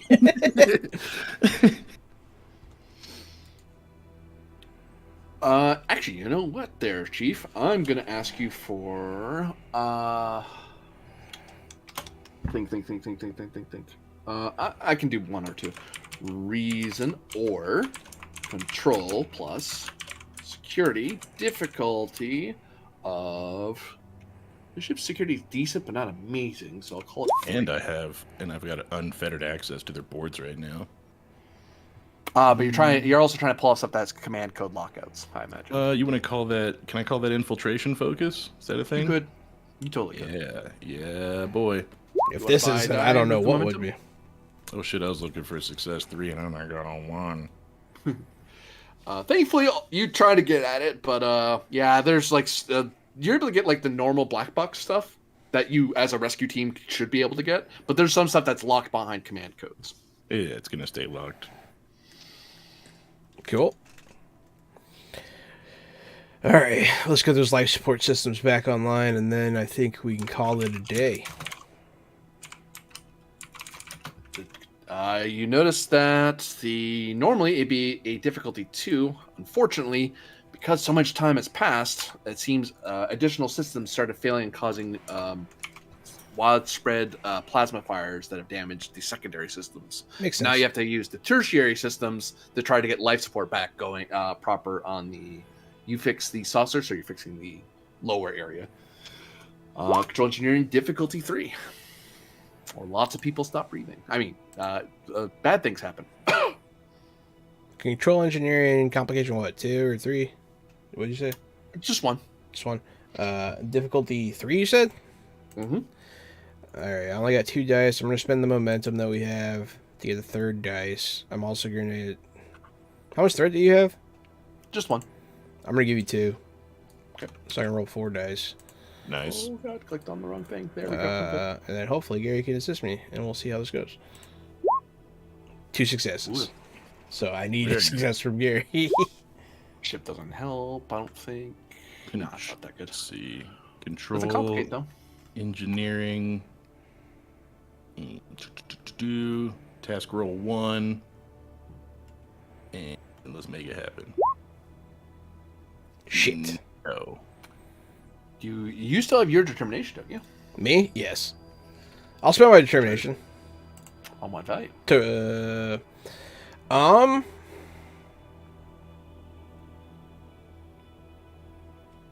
Well, our destiny lies among the stars.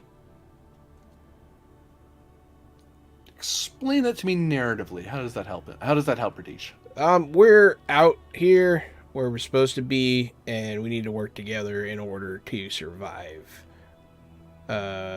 Maybe? I have other ones. That, yeah. Okay. The other one is that humanity is a work in progress. That one works too, but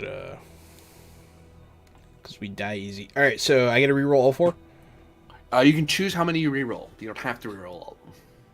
Oh, so I can just reroll the 2 zeros. Mm-hmm. Oh, well, I'll do that. Yeah. So just 2 instead of 4. Yeah, There 3 you more go. successes. Holy crap. Nailed it. 3, 4, 5. 5 on a diff 3 generates 2. And life support is functioning on all decks of the vessel. Various people start waking up because now life support's working properly, and then the Horizon starts getting back underway and back under its own control. You get a hail from the USS Endeavor. Good work away, team. The Horizon is stable, and all its crew are back under operation. We're gonna have them get a little closer and beam you over, and we'll start putting our heads together to see what that rift was about. I sent a probe through before it had a chance to close. Good job, Lieutenant. I look forward to your mission report. Thank you, sir. Yeah, I guess we'll Endeavor out. head on over. And one last scene, and this is the first time I get to point it out. When you change scenes, you lose 1 momentum. Like if you move to a new room, or a battle ends, or you start a new battle. But you guys, every time a scene change happened, you had no momentum, so I didn't bother bringing it up. You just used it. That's so funny. But yeah, no, you're in your final scene as the 2 of you are waiting for the Horizon to get over to the Endeavor and preparing to head back. What are your final thoughts or words to each other as the mission is concluded?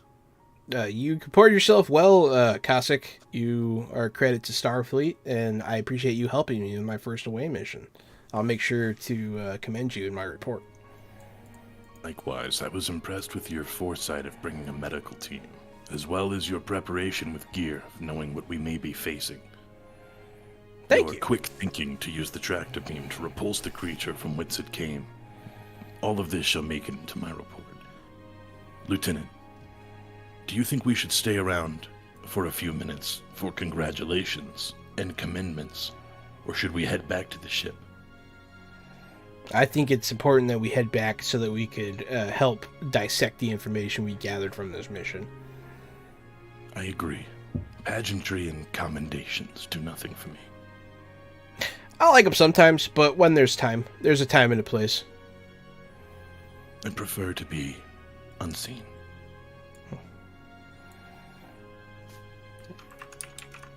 I think, yeah, that was great. That was fun, man. That was really fun. Oh, man. Oh. Was that an adventure you can buy? No, I just generated that as we went. Oh, that's sick, dude. That was cool, man. Yeah, you had a ship guy and a biologist, so you generated a ship biology problem. Good job, man. Impressive. That's impressive. That was awesome, dude. You should write that one down. That was man, that was really fun, dude. I can't overstate. That was awesome. Yeah, to say you crushed it would be an understatement. You crushed Great it, work. dude. Yeah, great work, man. You're such a good DM, man. Yeah, it's especially with a 2-person or even 3-person team, it's better to build the mission tailored to not 1-to-1, but like keep it within your ballpark. Like, don't turn it into a medical issue. It's like no, don't do that. You know, but and some of the pre-made missions, they can play into small groups, but they're really meant for 4-person, 5-person, like a full table. Yeah, with a variety of things, and then all of them together solve that one problem. Yeah, I haven't had this much fun since I played in Vamp's Cyberpunk Red game. That was fun. And it's always nice to be able to play. That was awesome. I had a great time. Hey, it's getting to be that time. Thanks everyone for watching. This has been Star Trek Adventures, a 2D20 game from Modiphius Entertainment. It was really fun, so check it out if you get a chance. 2D20 systems I find I like more and more. I started with Dune, and that one's probably the most complicated one, so I had trouble with it. Fallout and Star Trek are much simpler, but still very fun. So I highly recommend you check these games out from Modiphius, a wonderful company. I have been the board game guru and sometimes game master extraordinaire, Jahananan. It's me, Casualty CDG, co-host of Fresh Out the Box, and also Fresh Out the Podcast. I'm a tabletop titan. I'm the podcast poppy. Check out Fresh Out the Podcast, available where all podcasts are available. We talk about movies, video games, streaming shows. Also, follow us here, Fresh Out the Box. We play tabletop role-playing games. That means we're basically just doing improv in character in fantasy universes or deep sci-fi things. So if you guys are into improv storytelling, that's our thing. We love telling stories, and thank you guys so much for being here. Thank you, Corbinian, for being able to pivot to do this last minute and produce something so amazing. That you're a testament to it. That was nuts. You're fantastic. That was nuts, dude. Yeah. Thank you very much. And I have been AD Springer, also known as Corbinian. And, well, the reason I do this is because I've been running Star Trek Adventures every Tuesday for way too many years, for years now, and with a great crew and a great channel of 10th Expeditionary Fleet. And Star Trek Adventures is my favorite. I'm not being paid by them, by the way. I sound like I am, but I wish I was. But no, Star Trek Adventures is probably the best version of Star Trek RPG ever made. Some people love the older systems. Hands down, I love this system the most. We know the CEO. Do you want us to talk to him? Maybe you can get paid. I mean, we'll see. You can always say hi for me. But otherwise, if you want to see what I'm doing, follow me at ElectricMet at CHSR on X, or you can follow me. You really should be following me here on Twitch under Corbinian, and you can see what I'm doing. Tuesdays I do Star Trek Adventures. Mondays I do Fabula Ultima, which is a Japanese TTRPG thing, and Saturdays not doing anything yet, but I'm going to be doing Dune Imperium in the near future, so look forward to that. Yes, man, what a game. Thank you everyone for watching. Thanks for all the likes, the boons, the dooms, and just the good vibes. This has been Fresh Out the Box Star Trek Adventures from Modiphius. Stay fresh.